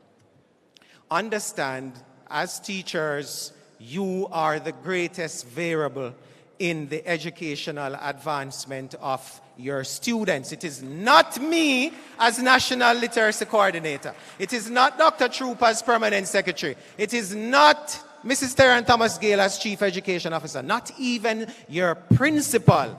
The research makes it clear that it is the teacher that makes the greatest or the most important difference. And don't tell yourself when you have children in grade 7, in grade 8 who can't read that, and for me, responsibility when to teach them to read. No, it perhaps was not, but it is your responsibility to make some effort to teach them the science that you are supposed to teach them, content area literacy. And it is your responsibility to recommend to your colleague language teacher or literacy specialist, who is now going to deal with the remediation issues, to take care, special care of these children. And finally, let me tell you what the literacy rates are. For grade 4 last year, 64.7% mastered the literacy test. Now that sounds as if we have not done so well. But let me explain. We were coming out of the pandemic. So that's one reason why it may be that low. But let me also share something with you. Literacy, reading, and what did I say? Writing. Now, if you disaggregate the data, you will actually discover something interesting. I was just talking to Dr. Gordon about it. P.S. And this is what you would learn from a disaggregation of the data. 79%, and write it down if you wish, 79% of those students who sat the grade 4 literacy test last year, 79% actually mastered the reading comprehension component of the test, and about 60% mastered the writing component, which means that when you put the two scores together, then you get the overall aggregate of 64.7. Why am I mentioning this to you? I am mentioning it to you because it highlights two things. One, you are doing great work as far as getting the children to comprehend basic information is concerned. Commendations to you. However, there is a big problem with writing. Teachers, colleagues, I am a teacher. I used to teach English at Anchovy High School, where I attended as a teenager. I am going to tell you now. When you go back to your classrooms next year, it's too late now, it's exam time now. But next year, September, please, all of you, it doesn't matter what subject, it doesn't matter what grade level, please ensure that you engage your students in more writing. Engage them in more writing. Writing is thinking. Reading is not the only thing that is thinking. Writing actually is even more thinking than reading. So engage them in more writing. And I will make myself, my team members, your regional literacy coordinators, literacy specialists available to you for support. Thank you very much.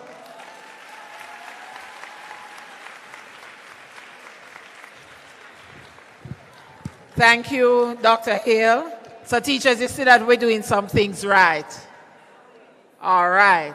And to add to Dr. Hill's and our numeracy presentation, I'm going to ask our teachers, use the data from your assessment in planning your lessons. And the Ministry of Education and Youth, we have been very deliberate in looking at the data and planning workshops. Let me see the hands of those who were part of the Recover Smarter workshops. Oh, that means most of us here are doing well. So we looked at the data and we pulled our schools for those workshops. So we will be focusing more at the workshops on the writing skills because you got the comprehension compact. All right, and our numeracy presenter, she reminded us to teach for understanding. Don't rush the math. Let's get our students understanding the concepts before we move on to another topic. Let us put our hands together for our two presenters, numeracy and literacy. All right, I'll invite Miss Kennedy Davison. She'll just give you an update of what we're doing as it relates to character education and how it is that your role will be impacted by just implementing the character education program.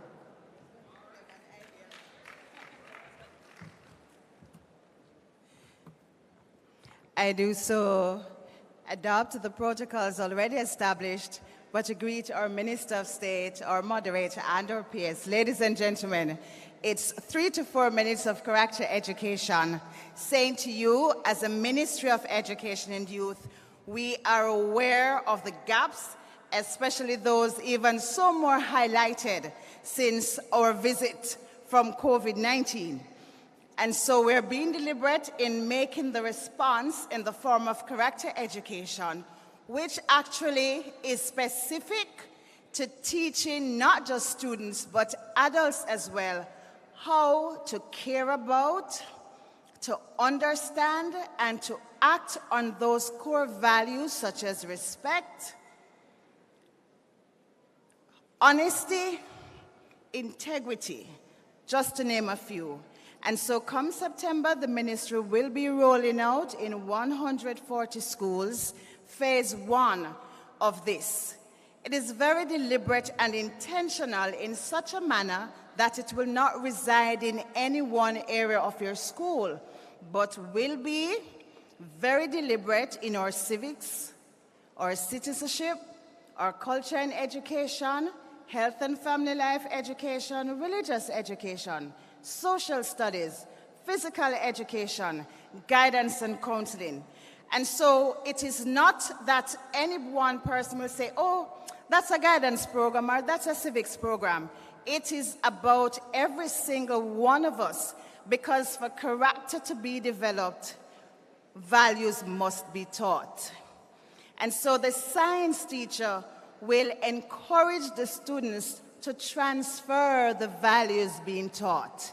And so when you teach the steps of decision-making skills, you will expect to see these being rolled out in your classes, be it English language, literature, social studies, math.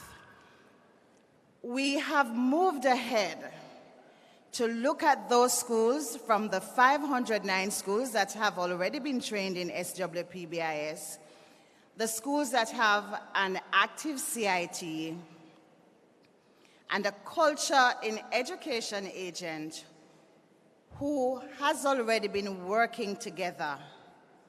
These are the schools that we selected to move out. And so we are expecting that come September, when your school is in, when we pull your school in for training, then you will move with the tide, because character and education, it won't just be a school thing.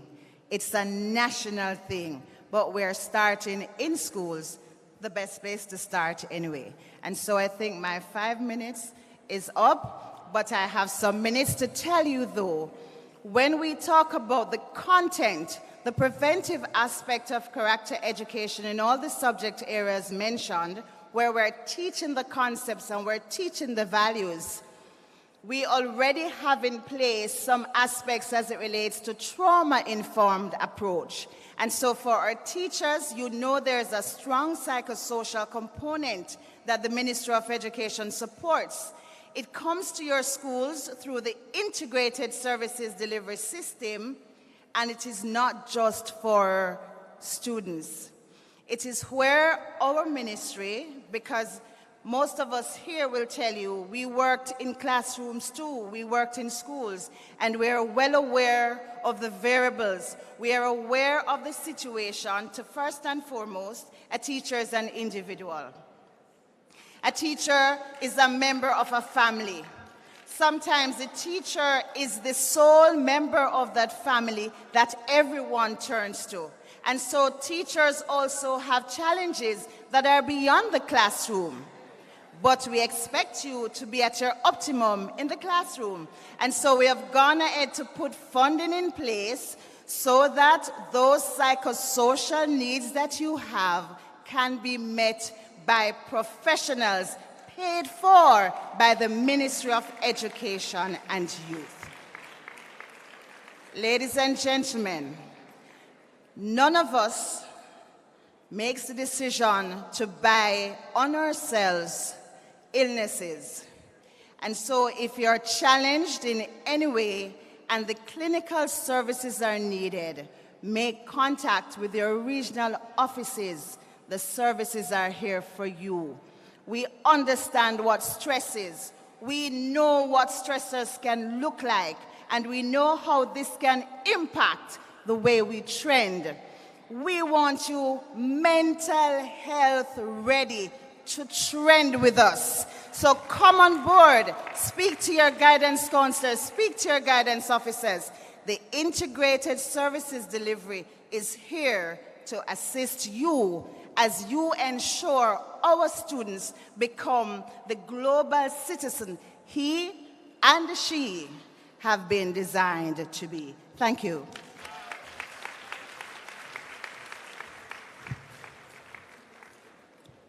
Good job. We love it. We love it. We love it. We love it. And of course, our remaining presenters will flow accordingly. So we will ask Ms. Nadine Sims, who will be immediately followed by Dr. Winsome Gordon, to come, and they will do their 5 minutes. Please make them welcome.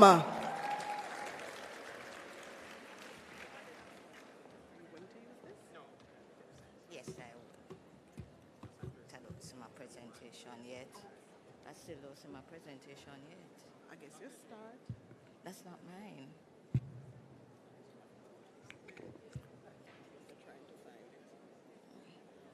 Not yet. Good afternoon, everyone. So I'm representing the Media Services Unit, and we are responsible for the educational resources in schools. Now, in the interest of time, we will not be able to delve into all that's available All right, but I'm inviting you to visit our booth, that you can speak to our officers, that you are aware of what is available. My main message today is to use the available resources. Now, I'm aware that some of us, we don't quite know all that is available. So I'm going to just share the short video with you that you will be aware.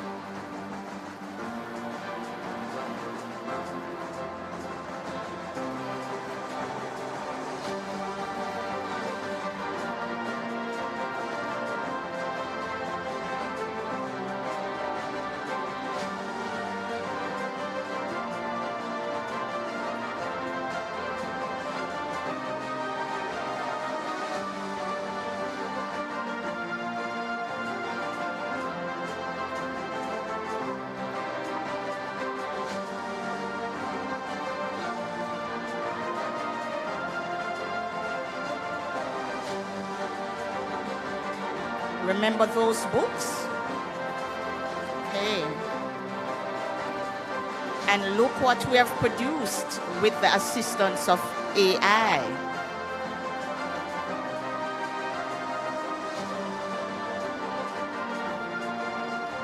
Anybody have received these books so far? Wonderful. All right. The books were delivered to your schools. And so if you have not received them,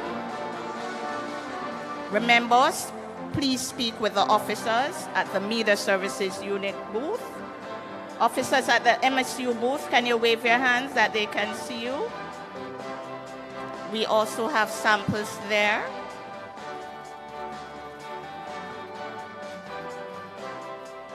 All right.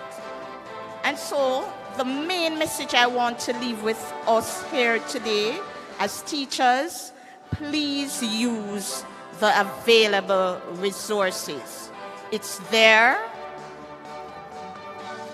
to assist you, and you're familiar with the resources. Ladies and gentlemen, annually we spend at least $1 billion on resources, and we're not getting the return on investment.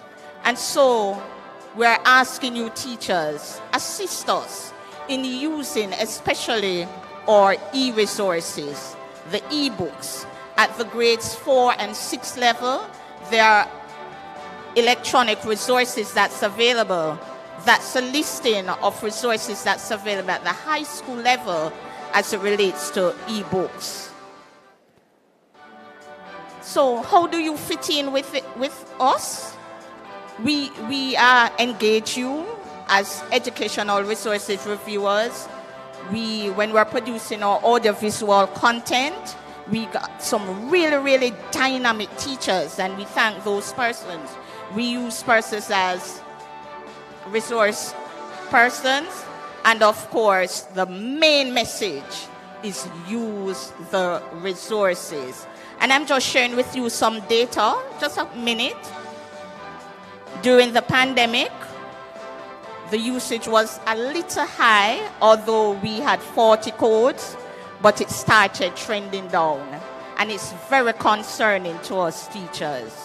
The e-books, When we started out, it was 8.5%, then it moved to 10.1%, and now it is at 10.4%. We're very, very concerned about this, and so we're craving your support where this is concerned. Another thing, when we visit the schools, on the left and on the right, this represents what we see at some of the schools.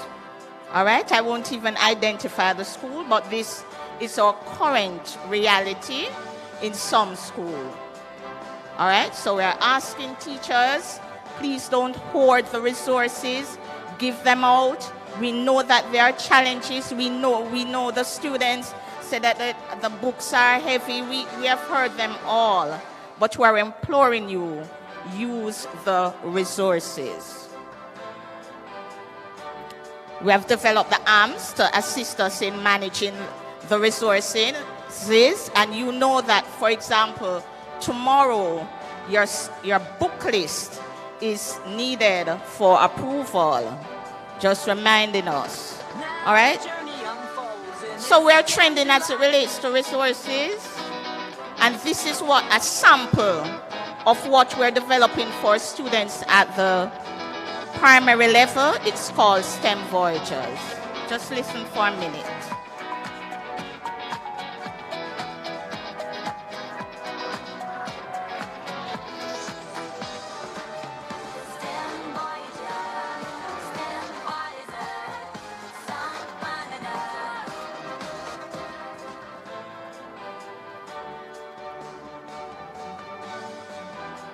So we have created this in the Media Services Unit to help you to teach STEM and STEAM and STREAM. All right? So just to remind us that the MOE Resources app is available. And this is just a sample of the suite of resources that we have available.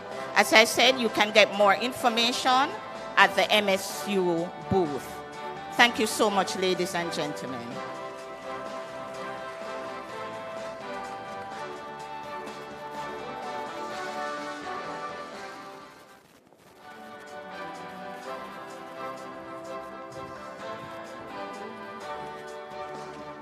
Minister, Madam Permanent Secretary, Mrs. Casson.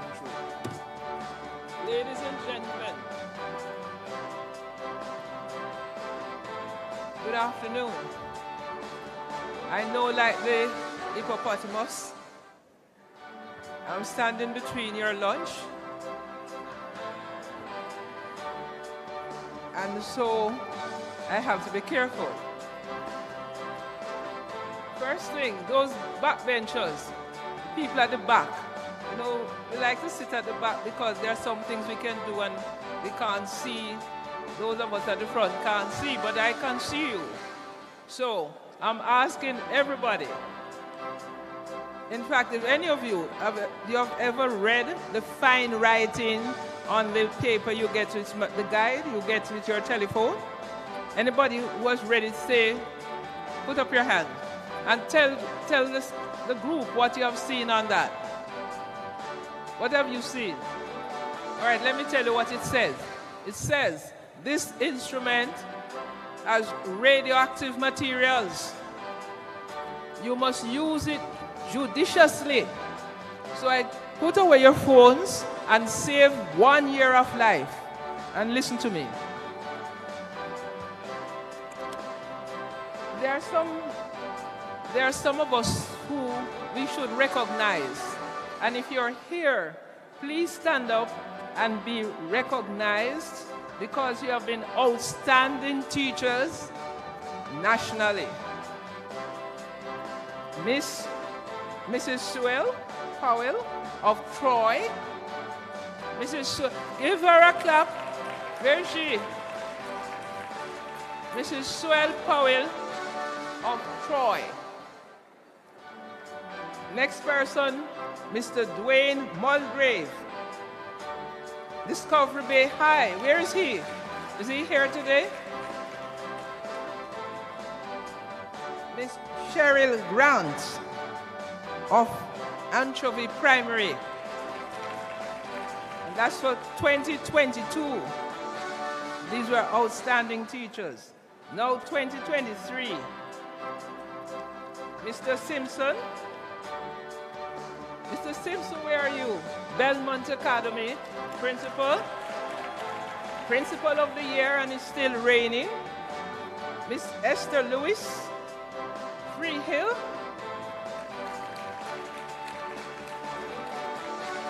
Mr. Alfred Thomas of Brownstown, principal of Brownstown High. Are you here, sir? Miss Eileen Kohal Bailey. Congratulations. Mr. Jerome Campbell. Clap and let them feel good, please. And Miss Nadia Bailey, Anchovy High. Mr. Campbell is from York Castle. These teachers have been outstanding teachers, and we need to cheer them on.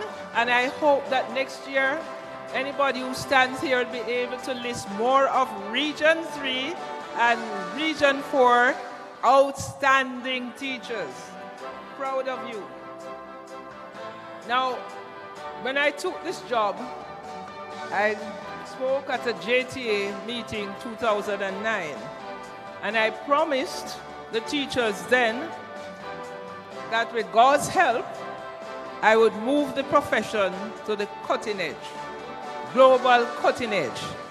Today, ladies and gentlemen, our athletes are out there, our musicians are out there, and our teachers are out there. All in many countries, they're saying Jamaican teachers. Jamaican teachers. So clap yourselves. You have an outstanding profession. I can not speak without paying tribute to my own teachers, because my own teachers made me. And I'm sure you feel the same way about your teachers. And so we want the children of Jamaica to feel the same way about you. We have lost some teachers, and it will take me 4 years to replace each teacher physically, but then there's the electronic side. Thanks to the Industrial Revolution, teaching can be replaced quickly, not teachers. So we are working towards, we are not stopping you from leaving, and don't forget, you have to keep up your standard of professional practice, because when you leave, you have to write back to me for professional standing. Therefore, make sure when you leave, you are leaving in good grace. I'm not encouraging you to leave, and I'm not stopping you from leaving. What we are doing is training more teachers. We are making sure the profession is well equipped. Now, I am getting some feedback from the teachers who have left. They are in touch with us. And we are getting feedback from people that they work with. And when they talk about Jamaican teachers, they say they are excellent, they have good content. But there's one small problem in terms of the use of various technologies, various approaches to engage all, notice I say all, to engage all the children. There's a problem. And so, in our professional development matrix that we have now put up on the Jamaica Teaching Council website, you will find emphasis on creative teaching. This summer, the emphasis is on creative teaching. We should also bear in mind that professional development is critical like if you're a doctor, a lawyer, nurse, things change in your profession. And when the change is happening in your profession, then you have to change. And the Jamaica Teaching Council is responsible to find out the changes and to ensure that our teachers remain on the cutting edge and not preparing to go abroad, you know, but to remain on the cutting edge. So professional development hours are guaranteed by government. Government provides the hours. We have 3 professional development days giving us 15 hours. We have 2 weeks in the summer giving us 50 hours. Between 15 and 50, add them together, you have the minimum number of hours of professional development each year. And then we provide some additional programs that are not necessarily government-led. They could be private sector-led. One-on-One is one company that we work with. We work with the Creative Learning, Language Learning Group. We work with several countries. We work with the Commonwealth of Learning. We work with some other agencies, OAS, UNESCO. So we provide an array of opportunities for quality, good quality professional development. And I would encourage you all to access the programs. Remember, some of the programs are face-to-face, and some of the programs you can do in your own time. You still get your certificate. What is important is that you're a registered teacher. Please ensure that you're a registered teacher. And if you were in the system in 2009, go to the registration, the registration portal and update your registration, update your information. If you don't do that, you know, when you're ready to retire, then it is going to be a long time to put it will take a long time to put your documents together. So it is for your personal benefit that you ensure that the information in the register is up to date. And nobody has to go to seek for information, search for information when the time comes, as it comes for all of us to retire. So teachers, this summer we'll be trending up. Summer is really a summer when we are trending up. We will be boosting learning experiences, because I don't want the PS not listening to me, but we don't want to say our teachers are outstanding and the performance of our students not aligned to the quality of our teachers. That's a long way of putting it. So teachers, let us manage our own performance. Check and balances. When you're finished with your class, ensure that you check. We do the check ourselves to see how many children have learned. There's no one method to teach a class. If you want every child to learn in your class, Dr. Flowers will tell you, you need a variety of methods. So we have to have good tools in the kit, because the shortcoming of our sector is not that we don't excel. We excel in parts. Here you are. You're an example of how Jamaican education system has excelled. But there are those who have not achieved. And those are the ones that challenge us. So teachers, as we leave here today, we leave with a feeling, strong feeling, that education is for all.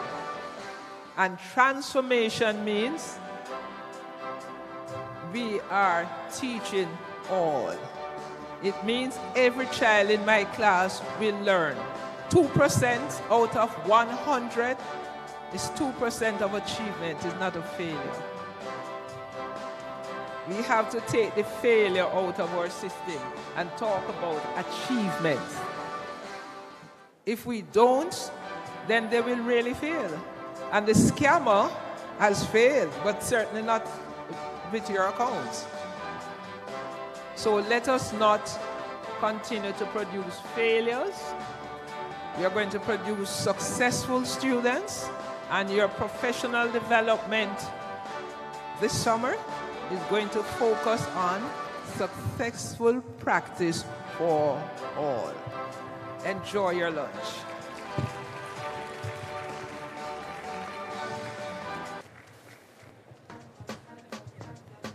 It appears Dr. Gordon sensed my movement. We thank you, Ms. Sims and Dr. Gordon. Please put your hands together for the ladies again.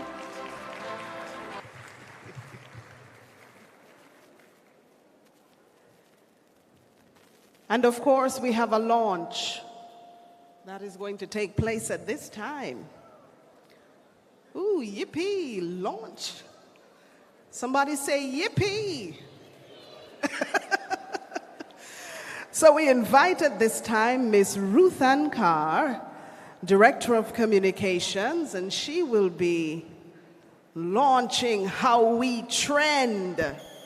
Ladies and gentlemen, put your hands together for her. Of course, while she's coming, we invite you, after we are through, to visit the booths, collect the resources. We have media services, sixth form pathways program, technical booths and all. And of course, you know, I have to mention the sixth form pathways program because I'm the technical development officer in the region of Trailblazers. So ensure you visit the booth. Are we listening? Those in the back bench, are we listening? If you're able to hear me, give me a wave. Lovely. Miss Carr, the microphone is yours. Good afternoon, everyone. No, you have to sound as excited as I sound. Don't I sound excited? Do you know why I'm excited? Because education is trending. Aren't you happy to be associated with education and knowing that you're educators who are trending and bringing about the change? No, man, it doesn't sound like that. Quickly, let me hear from our innovators. Love how that sounds. And our trailblazers. Innovators, you have to come a little better, I have to tell you. But we are here today to talk about hashtag How We Trend. How many times do you hear about trend and you're like, I'm doing innovational things in my school. I'm doing awesome things here, and I need to ensure that everybody knows what's happening. This is specifically for you. You have a school gardening project, we want to hear about it. You're figuring out how to use potatoes for electricity, what? Come on, we want to hear about it. Every single thing that you're doing as educators, as your, even your students, we want to know about it. We want to share it on our social media pages. And we want you to use the hashtag HowWeTrend. So I'm going to quickly invite my videographer to join me up here, because before you even get a chance to create your video, we'll create one for you. So our innovators from Region 3, we want you to say, we are, I love the correction. Correct me again, and I want you to be as loud when you say that you're the innovators. Region 4, we are the innovators, and that is how we trend. So let's do it. After 2, 1, after 3. 1, 2, 3.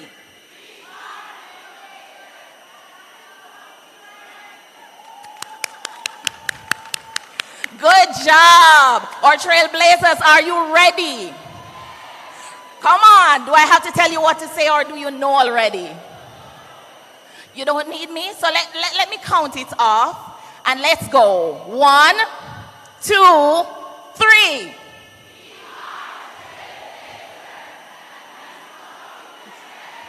Woo! I love it. Thank you so very much. You will find out more information about this on all our pages. Do visit our Trend website, trend-ja.com. Share everything that's happening within your schools with us, and be sure to share them and say at MOEY Jamaica, and then use the hashtag This Is How We Trend. Thank you so very much for your time, and I look forward to having tons of videos to go through. And in case you don't have a personal Instagram page for your schools, send it to us at howwetrend@moey.gov.jm. Thank you so very much, educators, and continue to trend.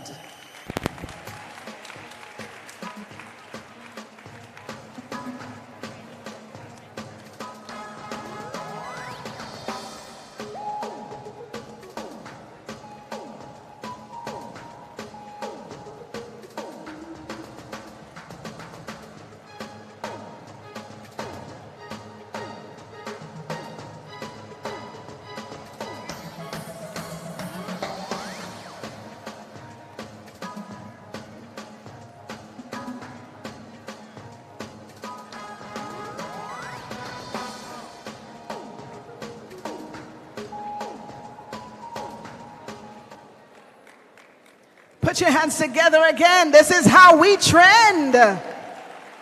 All right. So we have some goodies. Remember we gave some questions? Well, we have winners. And before I announce the winners, we invite you teachers, if you have your questions, recommendations, send them to us at How We Trend. The email address you received earlier, send them to us and we will respond accordingly. Okay, because we know there are a number of questions, recommendations that you have. We want to hear them. So send them to us. Remember, you must use your MOE school's email address to send us these questions and recommendations so we may respond accordingly. All right? Excellent. So we're going to invite at this time our Minister of State, and she will be assisting us with, of course, handing out our first prize. Drum roll, please. No, you don't use your hands for drum roll, you use your feet. But of course, a lot of heels are in this place, so we're not going to hear the drums. Or you can use you may use your laps. Drum roll, please. And the winner of our first set of questions, Mrs. Tamara Samuels Daly. Oh, what? She's at the front. Please make your way up. Woo!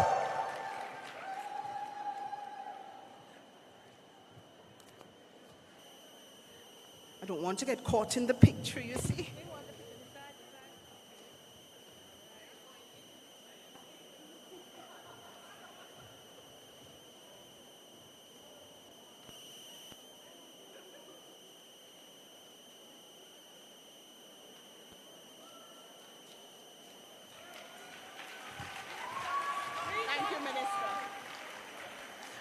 I hear she ballowed Region 4. And of course, our second winner, we're going to invite our permanent secretary to issue this gift. Isn't she lovely?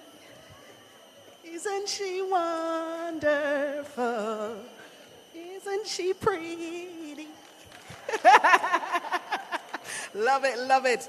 And so the winner of our second prize, drum roll please, Miss Sandrine Hill. What? It's the front row people. You see why you must not stay at the back of the class, man? The signal travels faster when you're at the front. Lovely. Put your hands together again for Miss Hill.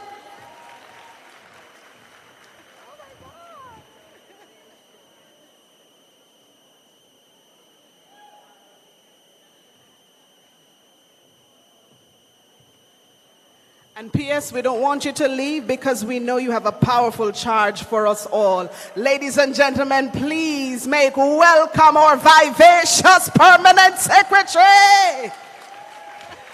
Thank you so much to our moderator. Good afternoon, everyone.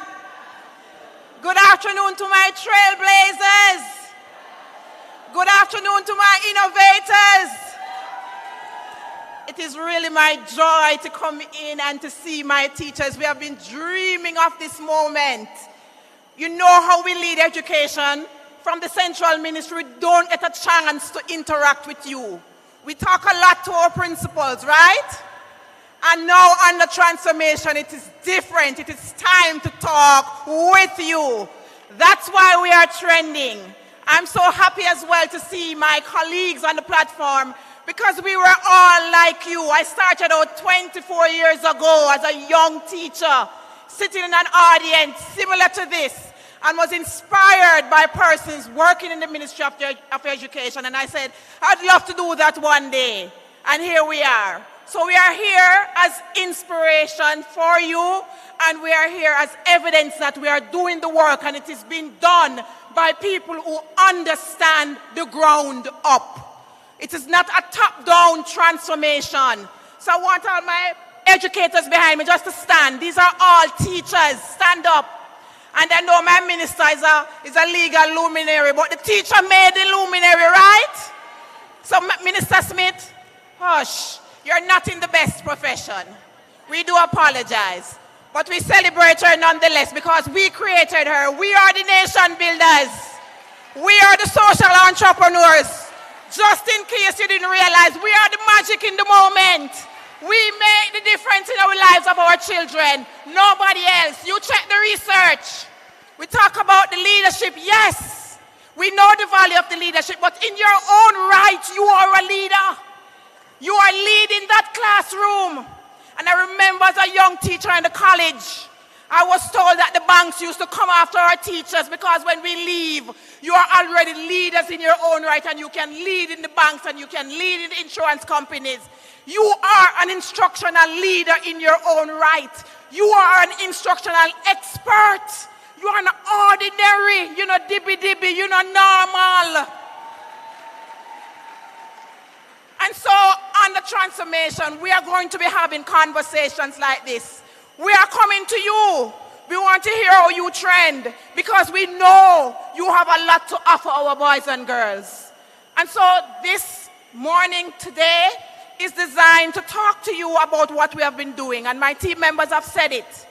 We have been fixing things inside because we know when we don't serve you how you feel. And it pains my heart when you write to me and you said, I did not get paid.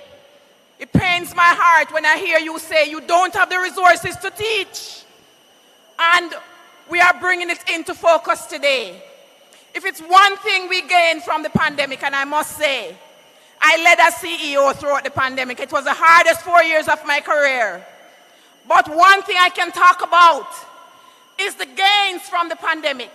This Jamaican education system has never been so resourced in no other period than now. Just in case you don't know that. If you go on the website, you will see a suite of lesson plans. You said to us, it is too hard to write so many lesson plans. And we went back to the drawing board. And I signed a contract to engage teachers like you to write the lesson plans. And now we have over 700 plans that are localized, developed by people like us, and they're on the website for you. You don't have to start from scratch. You said to us, take away the administrative burden, we want to teach. And so we went and said, let's develop these lesson plans, and they're available for you. When the pandemic hit, we had the tablets going out, and you said no. It was a negotiated benefit, and it was not appropriate. And the ministry invested $2 billion in getting laptops for you. $2 billion. Resources.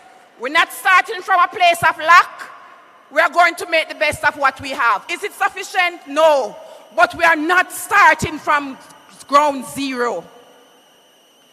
We talk about books. You heard Ms. Sims. Last year, we spent $2 billion getting materials into our schools for teaching and learning. And this year, we are spending another $1 billion. You see those workbooks? And you see that ugly picture that you saw there?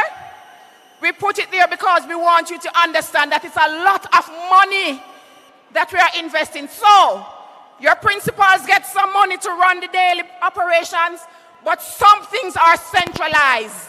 So resourcing for teaching and learning, we do augment what is sent to schools. So I want you to realize that books are available. But teachers, I know that some of us are not accessing. We spent $89 million to get you the Microsoft 365. $89 million. I signed a new contract this year for another 89. So you can get access to the suite. And we know that some persons have not accessed. And we said you can download it to up to 5 devices. And you only need the internet once. We procured learning resources for grade 4 students. The same learning hub that the rich families have access to, we went into partnership with Learning Hub. And we buy licenses for all grade 4 students. 40,000 licenses, and we send them out to you every year. And teachers, never cry. I am not getting value for money. You don't even open the license. And you don't know, don't it? Because you don't see the bulletins, don't it? We gave every single one of you an email address. And we send all the teacher-related bulletins to you. Only about 500 persons regularly access the emails. We know. We see when you activate. We see when you respond. My high school teachers, we bought books. Over 40,000 licenses for English language, mathematics, so you don't have to take the heavy book to school and into the classroom. You put it on your laptop. And you don't access the books. I have to pay. We have to pay. And we cannot get back the money. We are not starting from a place of lack. So I'm going to beg you. Activate your email addresses. That is assigned. If you are not seeing it, please visit your office. There's a bulletin. We're going to send it again. For everything that we presented here today, it's sent to your email address. Every single presentation. The report from JETC, the commission that was sent to your email. The abridged version, it was sent to your email because we believe in knowledge and the power of knowledge. There's no secret in education. What we know, we want you to know. So colleagues, you're going to trend with me this year, because we are going to move the numeracy and literacy rate. So my technical people talked about it. Last year, numeracy was 63.4. Literacy was what? 64.7. All institutions got an individual target because we are not all at the same place. That's the average rate. Every single school was written to, this is your numeracy and your literacy target. Let me see the hands of those who have seen it. Dr. Gordon, is what we're talking about. So that's why my teachers are not trending, because they don't know. We're going to send it to you. And the target for this year, in a couple of weeks, we'll be getting the results for grade 4. The target for this year for literacy is 68%, and for numeracy, it is 64%. So we're going to celebrate that in a couple of weeks from now. Please pray with me. We're awaiting the results. And next year, because we have to talk about next year, we're moving that to 72% for literacy. And we know the numeracy is a little technical, so we're going to move that to 64.5. Work with me, because we have to work on the understanding. You heard the presentation today. It's not the drills. It is the understanding of the concept so they can apply it.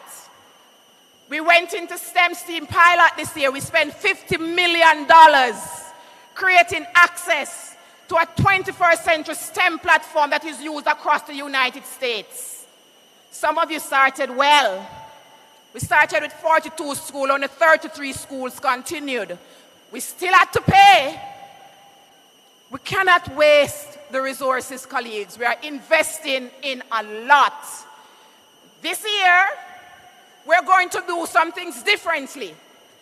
So instead of sending equal funding to the schools as we do, 193 primary schools and 55 high schools will get some resources differently. So we talk about differentiated learning. Now we're talking about differentiated funding in transformation. Are you with me? So why 193? Why 55? When we looked at the NER reports, the NER reports inform that 193 of our primary schools are unsatisfactory and below. And our high schools likewise, 55 of them. On the transformation, we have to transform that. So those schools, you'll be hearing from us. You are being targeted for the Summer Academy. We have budgeted some funding for the Summer Academy. That is about you. We will be coming with more support for literacy and numeracy. So you are familiar with literacy 1, 2, 3, are you? You have seen the resources?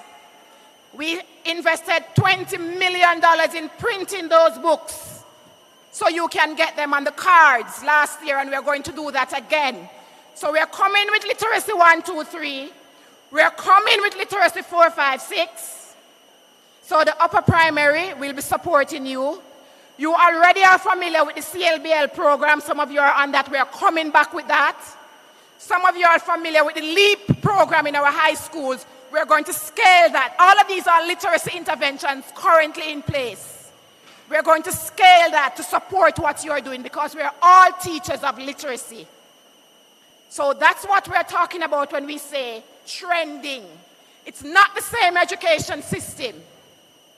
So I want you on board with us. We cannot do this without you. It's not about what you do. It's about how you make our students feel. So I was out of work yesterday, unwell, and I said I have to come today to talk to my teachers because I want you all to know that we are in this as a team. This is not the us against them. This is not the ministry and us. We are the ministry. We are a team. And we need the team approach to make Jamaica work. There is no them and us. There is the we. Too often we hear that. And it is believed that you don't belong to the ministry and it operates somewhere differently from you. We have to debunk that on the transformation. We are the Ministry of Education. When I say team, M-O-E-Y, we are talking about us. You are my team. You are the legs and arms of the ministry. We cannot do without you. When we talk about performance, it's about you. So we are the ministry. So I want to leave that on your heart. And when you go back into that classroom space, somebody said it earlier, the variable is you, but a part of that variable is the love. We have lost it. Our students are not feeling it. They are not giving it. And the burden is upon us. Everything comes to you because we have broken families, broken homes. You too are broken. And so Mrs. Kenneth spoke about the clinical therapeutic funding. Colleagues, we have put aside $15 million. This is the third year of it, where you can just call the central office, your regional office, and we put you on to clinicians that are working privately in this country. They don't work with us. We don't know them per se. Your business is private. You need some help. You can't spend your money right now for that because you have other things to do. We have that funding in place for you. This is the third year that we have set aside $15 million for you to access clinical support if you need it. If you need it, talk to your regional director before you go today, because your mental health is also important to the success of the process. So finally, I want you to recall what made it work for you and what caused you to come into the teaching profession. When I was growing up, I wanted to be an accountant. I grew up in an inner city family, inner city community. It's a single mother, no father, I don't even know him today. I did not go to a prep school. I did not go to a traditional high school. I am not the norm, I am perhaps the anomaly, standing before you today as the leader of the education system. We can make this happen for the normal, for the average. I went through a normal community school. I walked to school.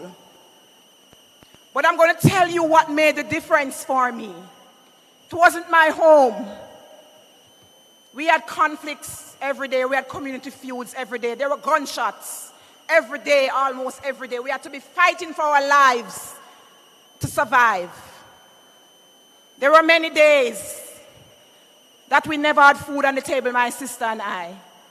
My mother had a little stall at the gate. We operated that. Now we can say she was an entrepreneur, for the pretty verbiage. As a child growing up, we didn't know that. But my teachers, my colleagues, I'm speaking from my heart. It is the teacher that will make that difference.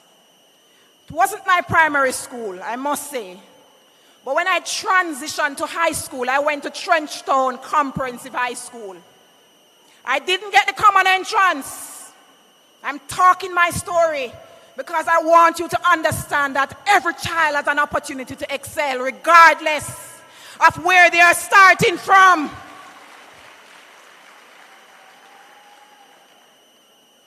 And when I went, I was a loose child running up and down. And it so happened that I did my assessment the first term of high school, and I came first in the class. I don't know it happened, but it happened. And my teacher, my form teacher, called me. And we had a coaching conversation. I can say it nice like that now, because as a child it wasn't like that. But now that we are learned, she counseled with me, and she caused me to believe. She spoke about my potential and what is possible if I believe. And that support was layered around me as a child growing up. When I transitioned to grade 8, I was watched, and I wasn't perfect. I was a normal child. I walked home and I walked to school. At grade 9, I met another teacher. Her name is Miss Campbell. I still call her today.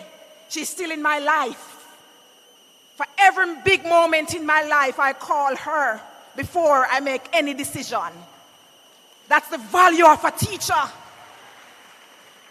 She made me believe even more.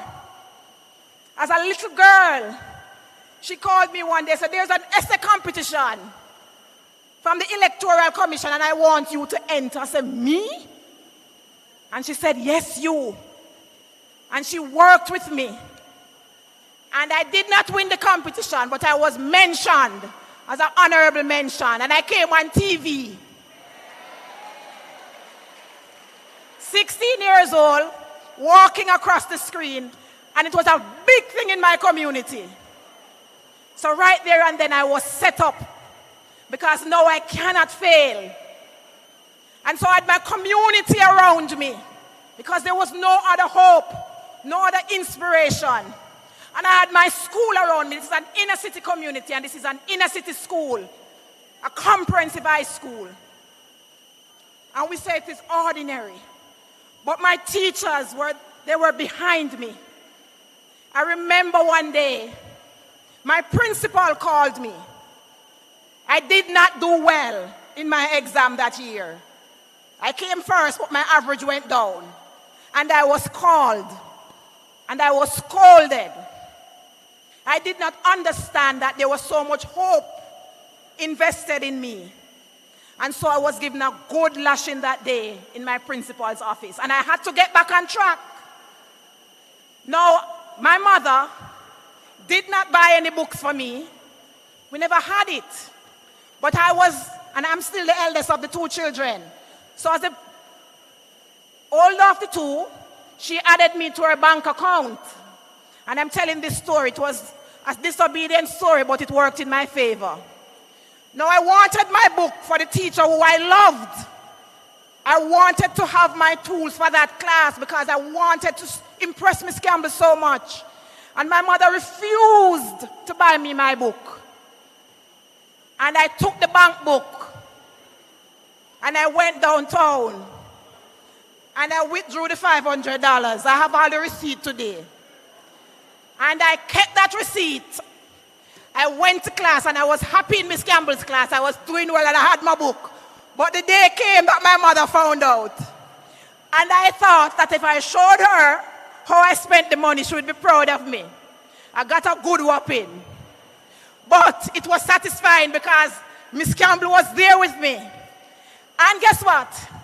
I needed some more extra work. I could not afford extra lesson. And she said, do not worry, come to my house. And I went to her house for several weekends because I couldn't join the class because I couldn't pay at that time. And every Saturday, she worked with me. I am standing here today because of a teacher or because of teachers. So my colleagues, my brothers and sisters, just in case you feel like you're not making a difference, I'm reminding you, you are a big deal. You are making a difference in many lives you may not know. But do not lose the love and the care in the profession. That's why I was drawn to teaching. When I left high school, I said to Miss Campbell, I want to be like you. I want to give hope like you. I want to enable people like you. And I went into teaching and I am still a teacher. Once a teacher, always a teacher. Colleagues, do not give up on Jamaica.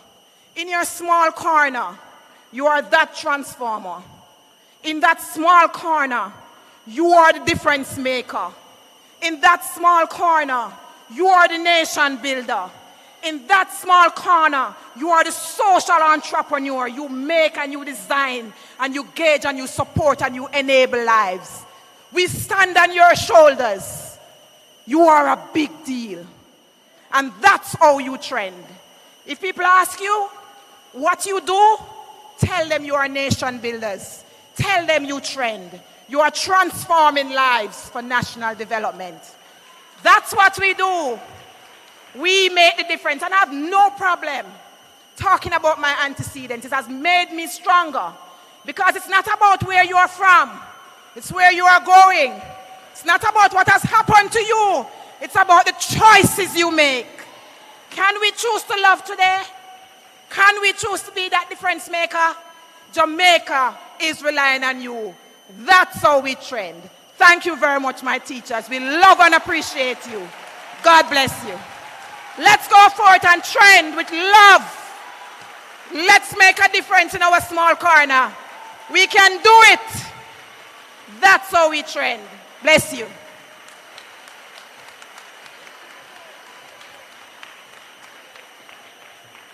What a word. All that is left is the altar call. What a word, what a word, what a word. What a word. Sir, can you come back for me, please? This is what I want you to do, and then we're going for lunch. I'm not going to talk long. Don't worry yourself. Thank you all so much for coming. That's the vote of thanks. Thank you all for coming. Thank you all for coming. Not going to talk very long, but this is what I want you to do. We're all going to stand, and we're going to say, we are the nation's teachers, and this is how we trend. Woo! All right, are we ready? Get your best voices and you know, straighten out your face and fix up your clothes and, you know, we can trend and look chaka, you know. Are we ready? You remember what to say? So after 3, 1, 2, 3. We are the nation's teachers, and this is how we train. Awesome, awesome. Uno look good to see, if you ever see how uno look. All right, to the back, we have about 3 stations for lunches. And so we're going to ask you in an orderly manner to proceed for lunch. We also have water stations because we want to ensure you are fed. You've been good teachers. So teachers, thank you so much for joining us today. And it was my pleasure to be your moderator for today. Have a good one. Join us in unveiling Trend's 7 pillars of change. Together, we are creating an inclusive and accessible world-class education system for all Jamaicans. We are transforming education for national development for a brighter tomorrow. Together, we will get education trending.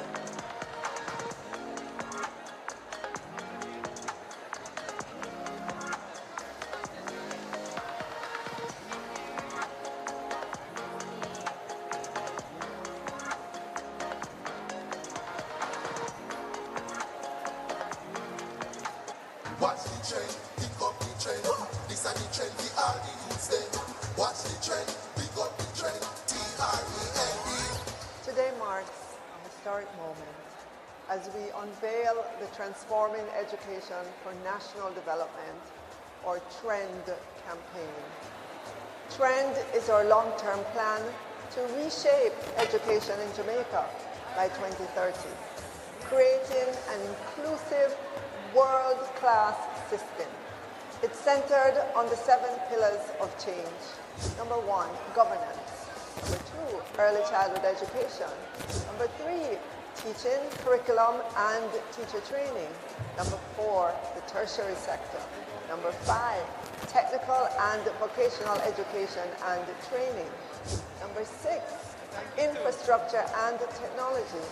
And number 7, finance, meaning the financing of education. Through TREND, we will raise public awareness as we drive meaningful change. Let's unite on this journey because the future of Jamaica depends on the excellence of our educational sector. Together we trend for a brighter tomorrow.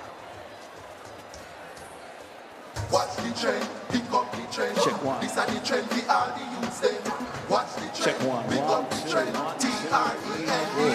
Pick up the trend for education, teachers and the students. A fully bright future, yes, that are the new trend. Better governance, partner with